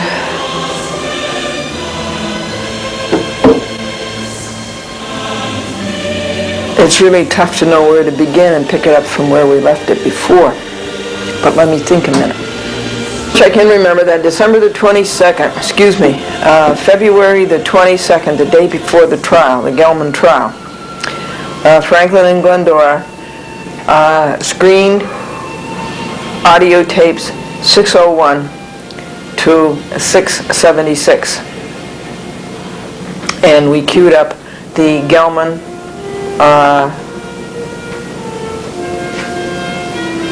what had to do with Gellman on those tapes. The conversations, they weren't conversations, but the announcements to the Gellman office about the demands and other things. And that covered the period of 1995 and 1994. You know, this is so mammoth, so huge, that it's really hard to remember. And so that's why we keep logs, and that's why we have audio tapes. So my plan Thursday, the day of the trial, was to log what was on the tapes and to make sure that all 120 Gellman tapes were queued up, ready to go, and to review what was said on them and to write it down. And here is the logging. The logging itself is 11 pages. No, it's 12 pages. No, it's 11 pages. All right, so Franklin and I started that at 5:58 a.m. And we did fine with the first 10 and with the first 20. And then the first 30, it started to get bogged down because the tapes were not queued up and the excerpts had to be found again. And so doing nothing from 5:58 a.m. until 3 p.m. Thursday, February the 23rd, 1995. And I was only up to audio tape 55 out of 120 of the Gellman excerpts. So it began to look hopeless. I had to go to TCI to edit. At 3 o'clock, I started preparing for that, and then I started packing up the what was needed for the trial, which was for 6:30 p.m. And I only had 55 tapes, so I went to TCI and started the editing, and then at 4:30 p.m. Franklin and I had to head for the south to the Scarsdale Post Office, the Bronx River Parkway, the Cross County, the Deegan, the 3rd Avenue Bridge, the FDR. There were just a couple of tie-ups, and we tried to go to the Seventh Day store near the New York Public Library on 5th Avenue and 40th Street, but the traffic was impossible, so we had to ditch that. We also had to ditch Manhattan Cable TV going down there, which meant other trips, 2 other trips, and so we had to rush down to the City Court of Manhattan. I sat in the back seat of the Lincoln, queuing up audio tapes as fast as I could. getting ready for the trial to play these audio tapes showing where Gellman was showing irresponsibility and lack of ethics to do his duty, which was to return our tape, our property. And we got to the Manhattan court at 6. We found a parking place on Lafayette, that's at 111 Center Street. And Franklin took in 2 boxes of tapes. I left out 10 tapes to see if I couldn't queue up some more. What did I tell you? I was up to about 77 out of 120. And then the batteries gave out, and I only had 1 set of batteries left charged. So I had to give up that and go to the court, and we sat. And they opened the court a little late. But we sat in the front row, and that Thursday night there were only like 150 people, litigants in the court, instead of all the other nights we've been there when it's 300 and it's packed. And so one judge came in, a man, or anyway, a person in a black robe came in, a man, and that turned out to be Judge Stallman. And then another judge came in, that was or a woman in a black robe, and that turned out, I don't know what judge that turned out to be. But Judge Stallman was sort of personable in his announcements, and the other judges never made announcements. They just came and sat down on the bench, and at the bench. And so our Glendora versus Michael Gellman was called. Glendora stood and said, plaintiff, ready for trial by the court. And then another strange woman said something. I didn't get a chance to look at her until they called us down, and they didn't even have us sit in the front row. They had us stand by the calendar clerk. And my goodness, I told us to go to room 106, which is a trial room, and it has In God We Trust on it. Over in the 107, the big courtroom, it says In God E Trust. The W is missing. And so we went in, and there was a woman at the bench and another woman in front of the desk, at the desk in front of the bench. And that woman at the bench turned out to be Judge Sarah Lee Evans. And the woman at the other desk turned out to be the stenographer, court stenographer. And then this woman I've never seen before, I don't think, who has any legal position at all, who was appearing for Gellman and DiGiulio, said that Gellman and DiGiulio would be here momentarily, and she was standing there for them, and Judge Evans got the drift right away and says, oh, well, you just need more time. So in a couple of minutes, DiGiulio and Gellman came, but why didn't they answer the calendar call? And they came in from the 106 door to the hall instead of the 106 entrance from the 107 big courtroom. What were they pulling off? Gellman thinks he's too high and mighty, that he can't associate with a hoi polloi.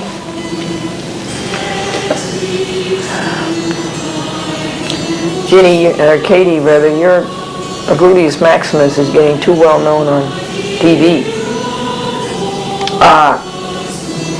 So, when all were gathered in the courtroom, let me just summarize. There was Franklin and Glendora, Gellman and DiGiulio, and this unknown woman, Judge Evans, and the court stenographer. And it's a little courtroom, so it's kind of chummy and cozy.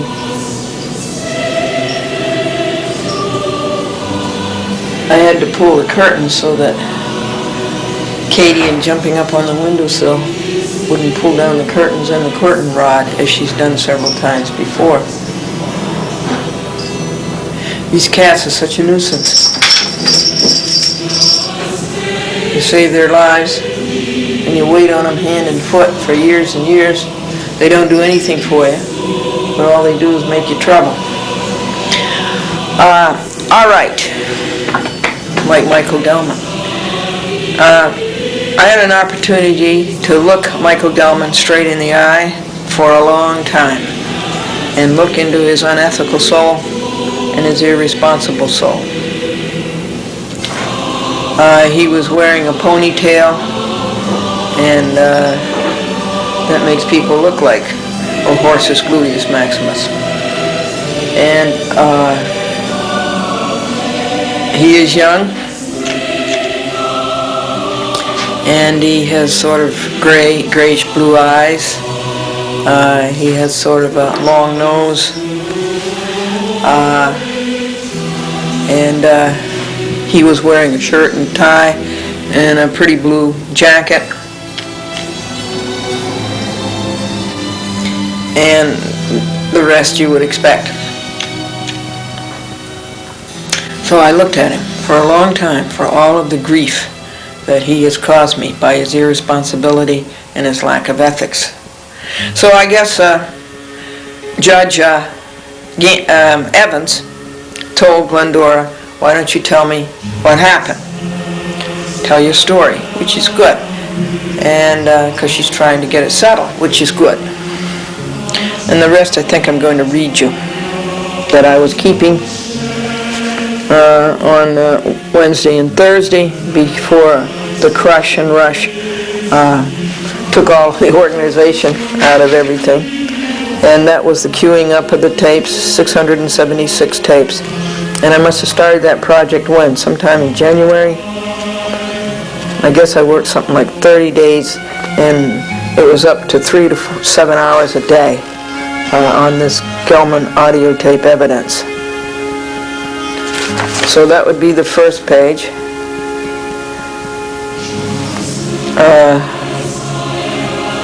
And Judge Evans had a very appealing smile every now and then, Sarah Lee Evans. Glendora introduced her husband to Judge Evans, Franklin.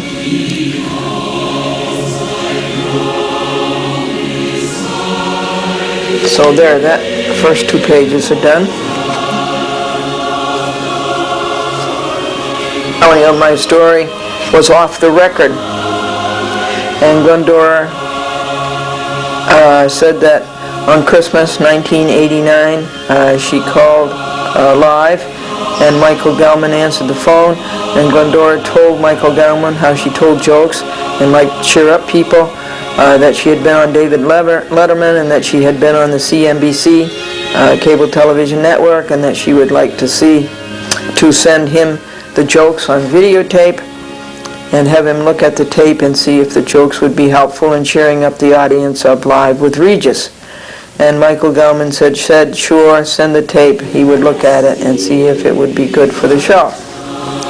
When Glendora sent the tape, she called to see what the answer was. Michael Gellman never came to the phone. She never talked to him again. In 5 years, she never talked to him again. The 2 file boxes with 120 audio tapes showing this were on the floor of the courtroom between Franklin and Glendora. Glendora said that she found out from Calvin Norman, her salesman at WABC TV, through Glendora TV ads, that Gellman had seen the tape, liked it, but it did not fit the format of Live. Glendora then asked for the tape to be returned. It never was. She called every week about it. Finally, it was clear to her that Gellman had lost the tape. Then she started making a demand every week for $120 for the lost tape. She made the demand for 5 years, and Gellman never paid her. She also pointed out that she had sent the tape to Phil Buth, a friend for years of Glendora, and also a friend for years of Thomas Murphy, the owner of Cap City's ABC TV. Phil saw the tape, he liked it, but he had no authority to put the jokes on Good Morning America and replace, what's her name? Irma Bombeck.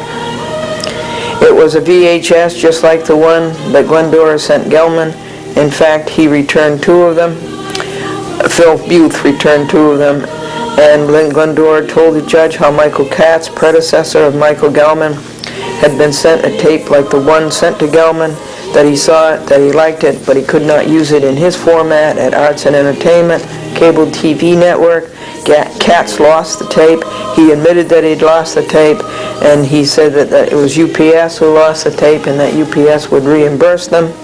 But Katz, unlike Gellman, had the ethics finally in the end. He never bothered with UPS in the end because UPS was taking, well, actually because Arts and Entertainment was negligent in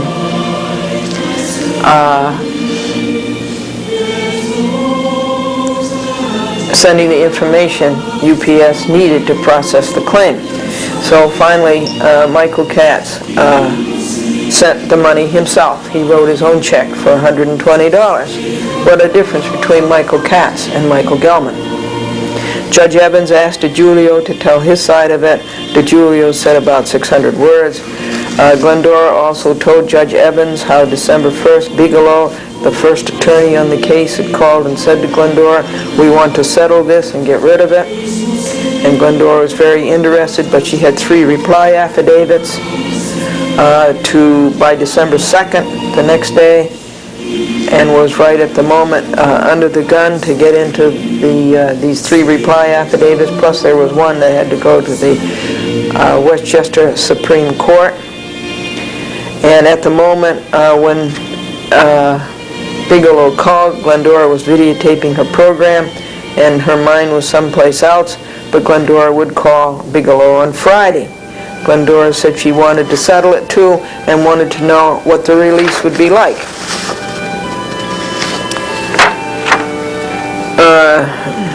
As it was, I never could call Bigelow because of having to get these papers in, and I couldn't do anything until I got them all in, and that was by Sunday night. And by Monday morning, December 5th, which was the day of the next court appearance, the first thing I did was call Bigelow, and I called several times, but she never called back. DiGiulio called back, and I don't like that. I don't know DiGiulio, and I don't like changing lawyers in the middle of the stream. You should stay with a lawyer you start out with, just as you should stay with the judge that you start out with. That's called the individual assignment system. Well, then Judge Evans explored with DiGiulio the possibility of settling it. DiGiulio was not interested in settling it. He never did show good faith about settling it. He wants the fees. He's what you call a fee sucker. Glendora said the release DiGiulio talked about December 5th over the phone was medieval, that no person in the 20th century would sign such a release. And Glendora said she had never been shown a copy of the release, that she had seen Judge Gantz look at it at the bench, and that Judge Gantz looked straight at DiGiulio and said, "No hereafter. Take out the hereafter." Judge Evans brought up the point that the lease was too broad, that it was not limited to the action herein. And of course, DiGiulio wanted a lease for all time, everything before, everything after. He wanted ABC released and Cap Cities released, but ABC and Cap Cities, I didn't sue them. They were not parties to the action. I sued Michael Gellman. DiGiulio said it was a standard Blumberg form release, and Judge Evans was very enlightened, and she said, quote unquote, "I cannot make her sign a release that covers anything more than this action. It would be unconstitutional." Hooray for Judge Evans. But Judge Evans said, in effect, so much for settlement. She could see that DiGiulio wanted to go the whole gamut.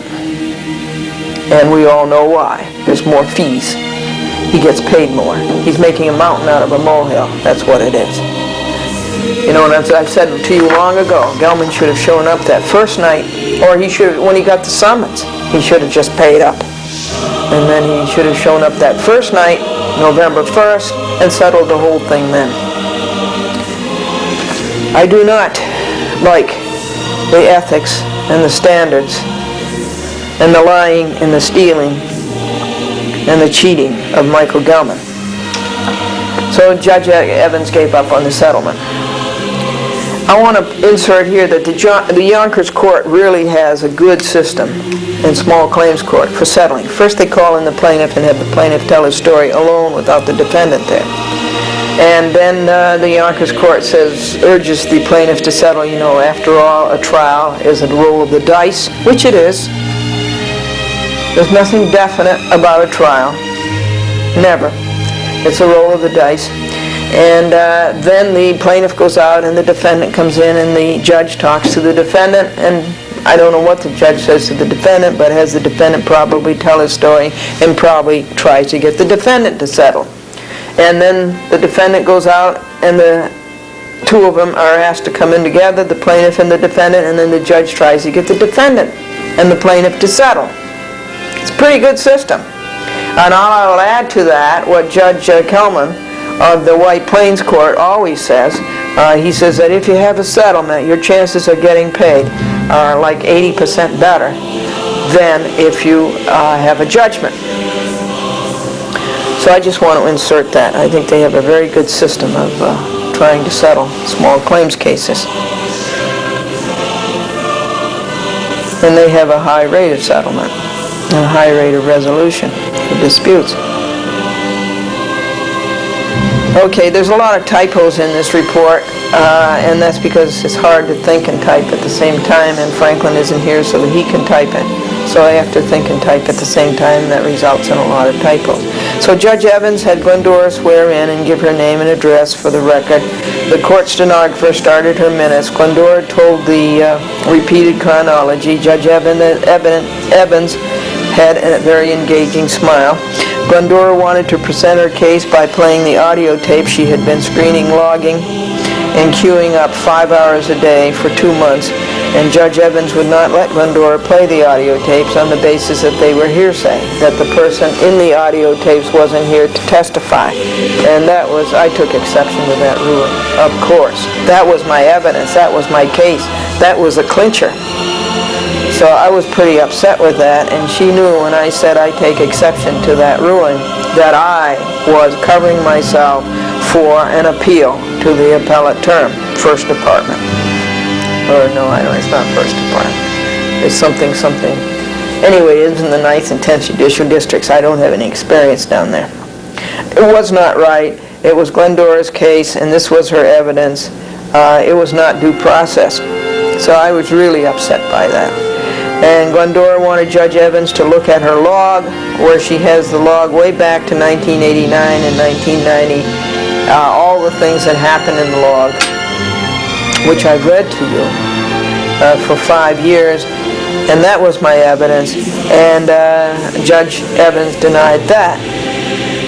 And I said I take exception to that ruling, and she knew what I meant.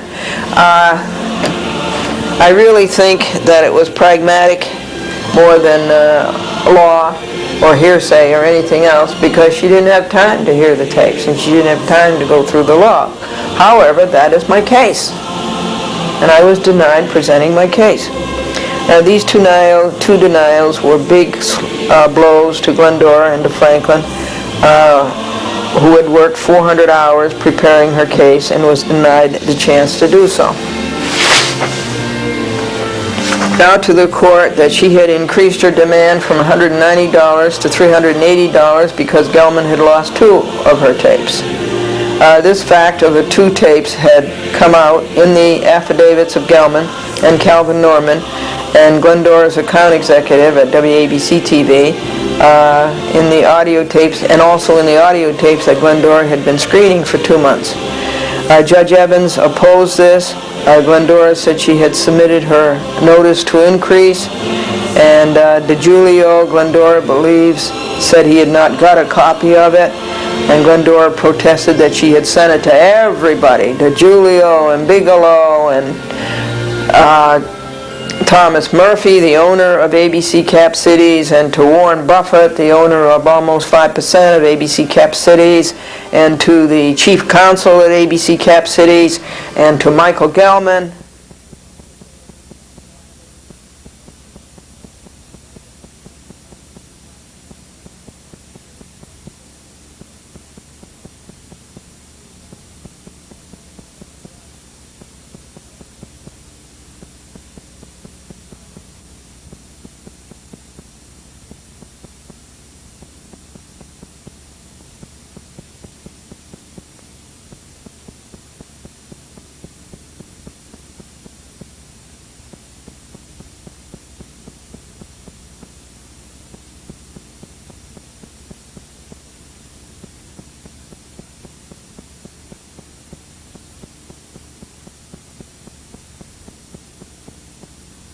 Of it, and Glendora protested that she had sent it to everybody, to DeGiulio and Bigelow and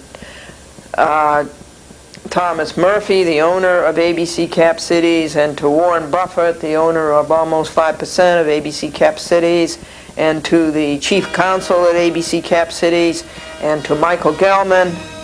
And at that point, DiGiulio dug out the notice that said Glendora was increasing her claim to $380, and Judge Evans looked at it, and she said to DiGiulio, "When did you receive it?" And DiGiulio said when he did. I sent it out with my cross motion, with my reply affidavit to his cross motion, summary judgment, and Judge Evans said that she certainly did have the discretion to increase the amount, and Glendora said that in small claims before she had seen that done at the trial, increase the amount.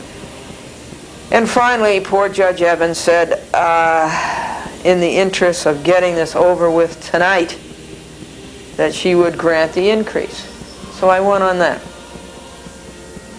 $380.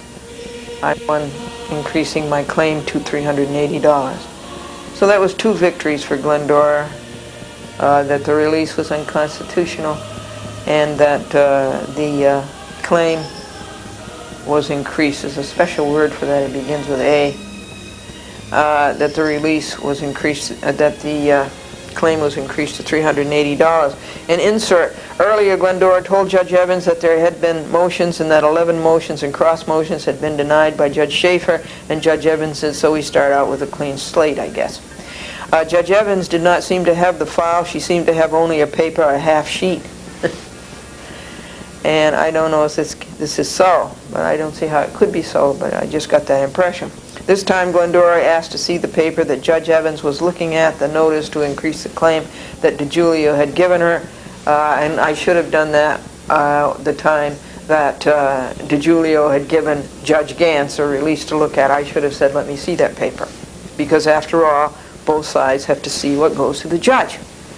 DiGiulio was in his usual bad temper. He was really awkward. His tactics really did not fit the procedure of small claims. His cross-examination of Glendora was heavy like a piano instead of light like a flute.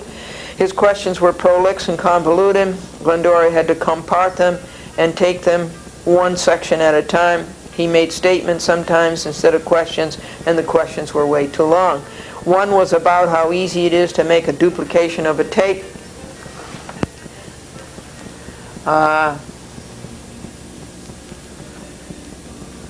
Glendora also told the court in the first run-through that DiGiulio had wanted the release to include ABC and Cap Cities. Glendora said she had not made them parties to the action, that the only party to the action was Michael Gellman. And this is Ginny Cat, heavy Ginny Cat, who is all belly. That's good, Ginny. You sit on the papers and you block the light. The Judge Evans agreed with this, and DiGiulio said, I have to protect my clients, and questioned that no matter how they lie or how they steal or how they cheat, DiGiulio has to protect them. Question, what DiGiulio was really saying, I have to receive checks from my clients.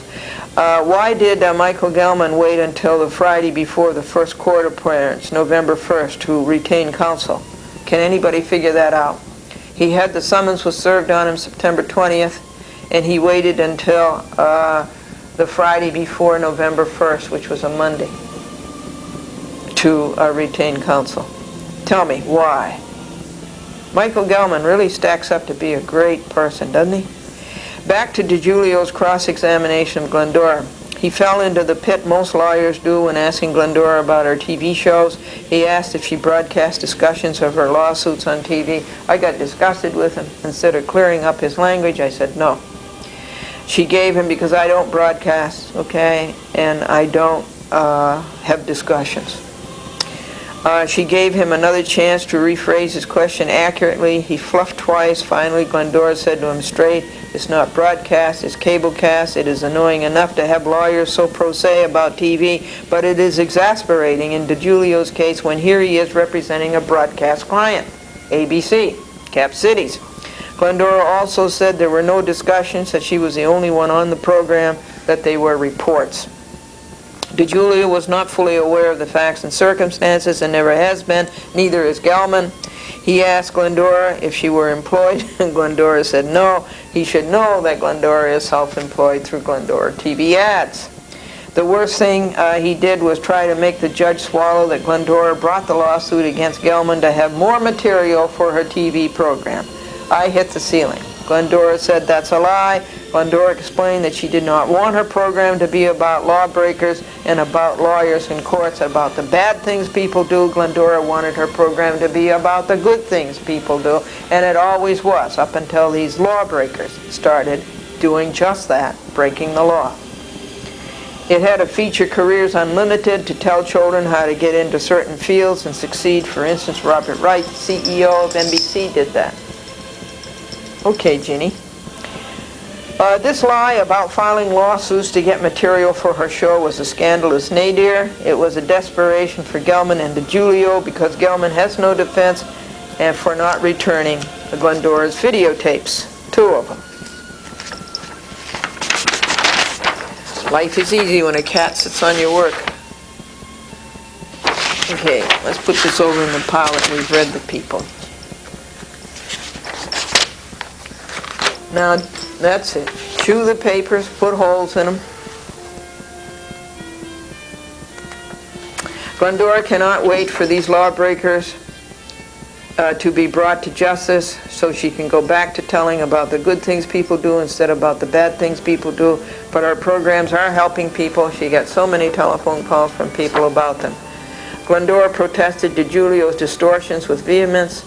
The poor court stenographer had to stop the exchange 3 times because a court stenographer cannot write down simultaneously what 2 people are saying. The unknown woman who answered the telephone calls, the calendar call,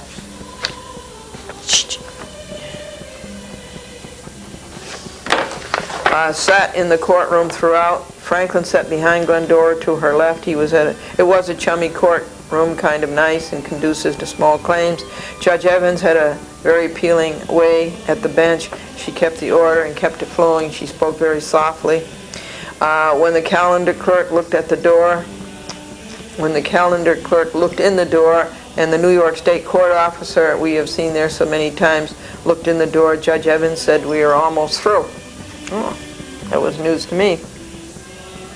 I didn't know I was almost through. Insert. In the courtroom, the great big courtroom, 107, there was a little boy. He was about this tall. I'd say he's about 5 years old. And he belonged apparently to one of the New York State court officers. I don't think that's right. I don't think it's good for the little boy, and I don't think it's good for the court. He shouldn't have been there. But he was awfully cute.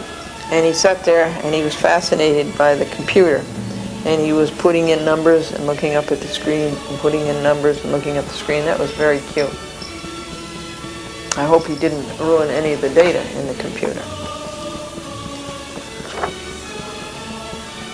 Glendora called Franklin as a witness. Glendora was worried about Franklin. He didn't look good. He was flushed. He didn't take off his raincoat all the time he was in the courtroom.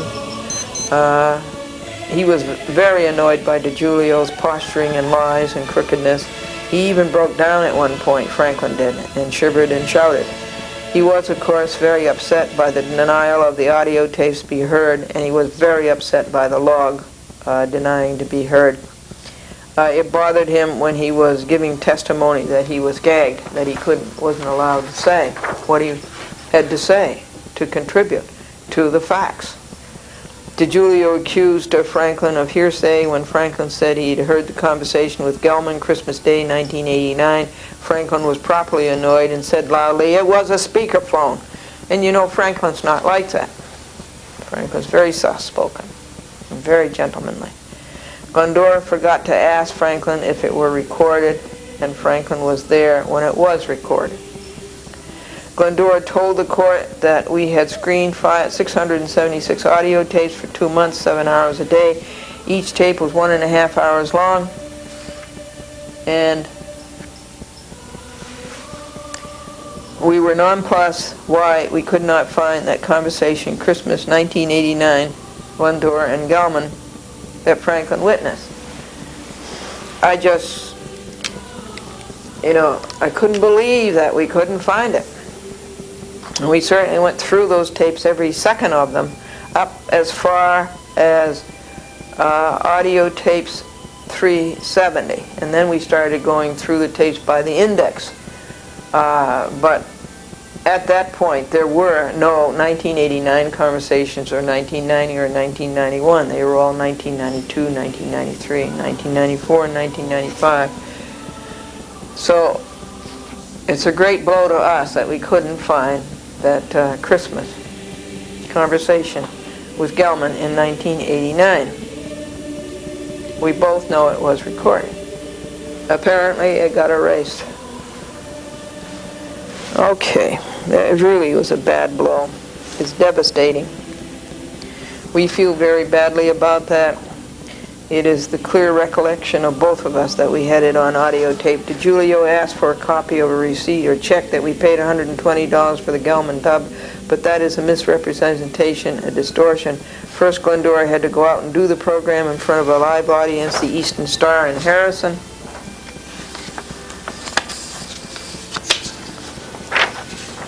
Then it had to be edited down to 10 minutes because the live program was 30 minutes. Then a master had to be made, and then dubs of the master had to be made. It was a work project. It was an art project. The value of that tape to Glendora was $120.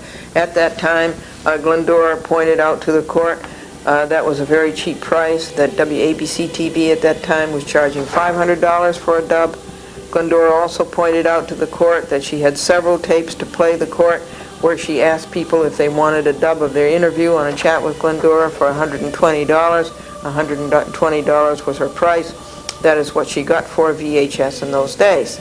Today, she would charge $200, and at that time, ABC TV was charging Glendora $500 for a dub.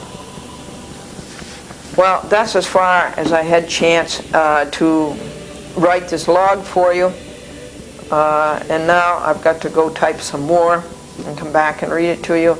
But I was interrupted by 26 hours it took to answer Kalaji's motion to dismiss my complaint of December 6, 1993 in Glendora versus Cablevision for censoring my program. The case, the decision of Judge Bryant, that was vacated by the United States Court of Appeals and remanded. And that case is up and rolling very, very fast and very hard. So 26 hours I had to do that. And then I had to protest Judge Wood being bossed around by a lawyer named John Cousins and about changing his decision. Cousins told him to vacate his decision, and Judge Wood does everything that Cousins tells him to do. And so I had to protest that to Judge Trafficante, Judge Malonis, Judge Kay, Judge Ingracia. And then I had to finish Glendora versus Cablevision, Charles Dolan this is. It's really properly called Glendora versus Charles Dolan et al. Cablevision lawsuit 3. I had to send my informa pauperis and my petition for writ of certiorari to the Supreme Court of the United States. So the Gellman stuff, the last I worked on Gellman was Saturday. But I did, even though I couldn't get my audio tapes queued up, I got 77 out of 120. When you start out to do a job, you still got to finish it, even though it's too late. Oh, see that sunshine. Oh, the weather's been so beautiful. 40 degrees. It's just been beautiful. We've only had 2 bad storms this whole winter. It was February 4th. 10 inches of snow, and the pine tree lost its life. And the cold that came, 8 degrees. That's the only 2 bad storms we've had. Other than that, the weather's been perfect since August.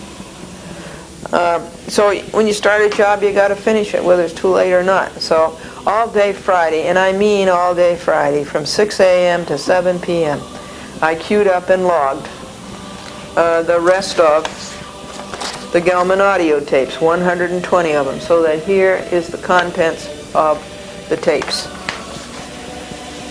And I'm going to videotape those audio tapes for you so you can hear the record. I couldn't play it in court, so I'm going to have you hear it.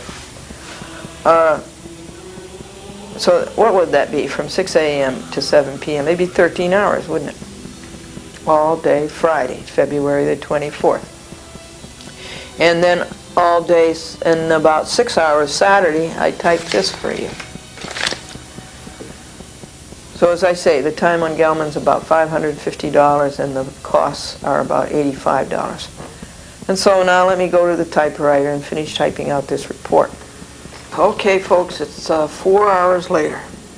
That was at 8:15, and now it's 12:15, and I finished writing what happened in the Judge Evans court on February the 23rd, 1993, Glendora versus Michael Gellman at the trial. And the trial went, we were in court from about 6:30 p.m. to 9 p.m. But we must stop for some jokes. Paul says that his dog plays poker, and Jonathan says, really? And Paul says, yes, but he's not very good at it, my dog. When he plays poker, he gets a good hand and his tail wags. And Peter says that he is an inventor, and that he has just invented, he's just crossed an electric blanket with a toaster, an electric blanket with a toaster so that people will pop out of bed in the morning. And Johnny wrote home from college to his father. He says, Dad, I went to the drama club, and he says, they gave me a part, and he says, I'm playing the part of a man who's been married for 30 years. And his daddy wrote back and says, good, son. He says, on your next play, I hope that you get a speaking part. And now we will continue. This is the part I read you. 2 sides. And here's where I resume typing. I read you that side. And this is page 442 of the Gellman log. Glendora versus Michael Gellman. Glendora also pointed out to the court that she had several tapes to play the court where she asked people if they wanted a dub of their interview on a chat with Glendora for $120. $120 was her price. That is what she got for a VHS in those days. Today she would charge $200. At that time, WABC-TV was charging $500 for a dub. And to DeGiulio's and Gellman saying how easy it is to make a dub, why was ABC ripping people off charging $500? You know, DeGiulio made a big point how easy it is to make a duplicate, he called it. It's a dub. And Gellman was saying, you push this button, you push that. It was so silly. And so if it was so simple, how come WABC-TV was ripping people off charging $500 for a dub? Glendora won on chattel, 3-year statute of limitations. DeGiulio and Bigelow kept saying that this was for recovery of chattel, and the statute of limitations was 3 years, but they gave up on that entirely. It was never mentioned at the trial. So we won on that. DeGiulio tried to list Glendora's other lawsuits or other fights for rights. Glendora objected that that was irrelevant to the case at bar, and Judge Evans stopped DeGiulio.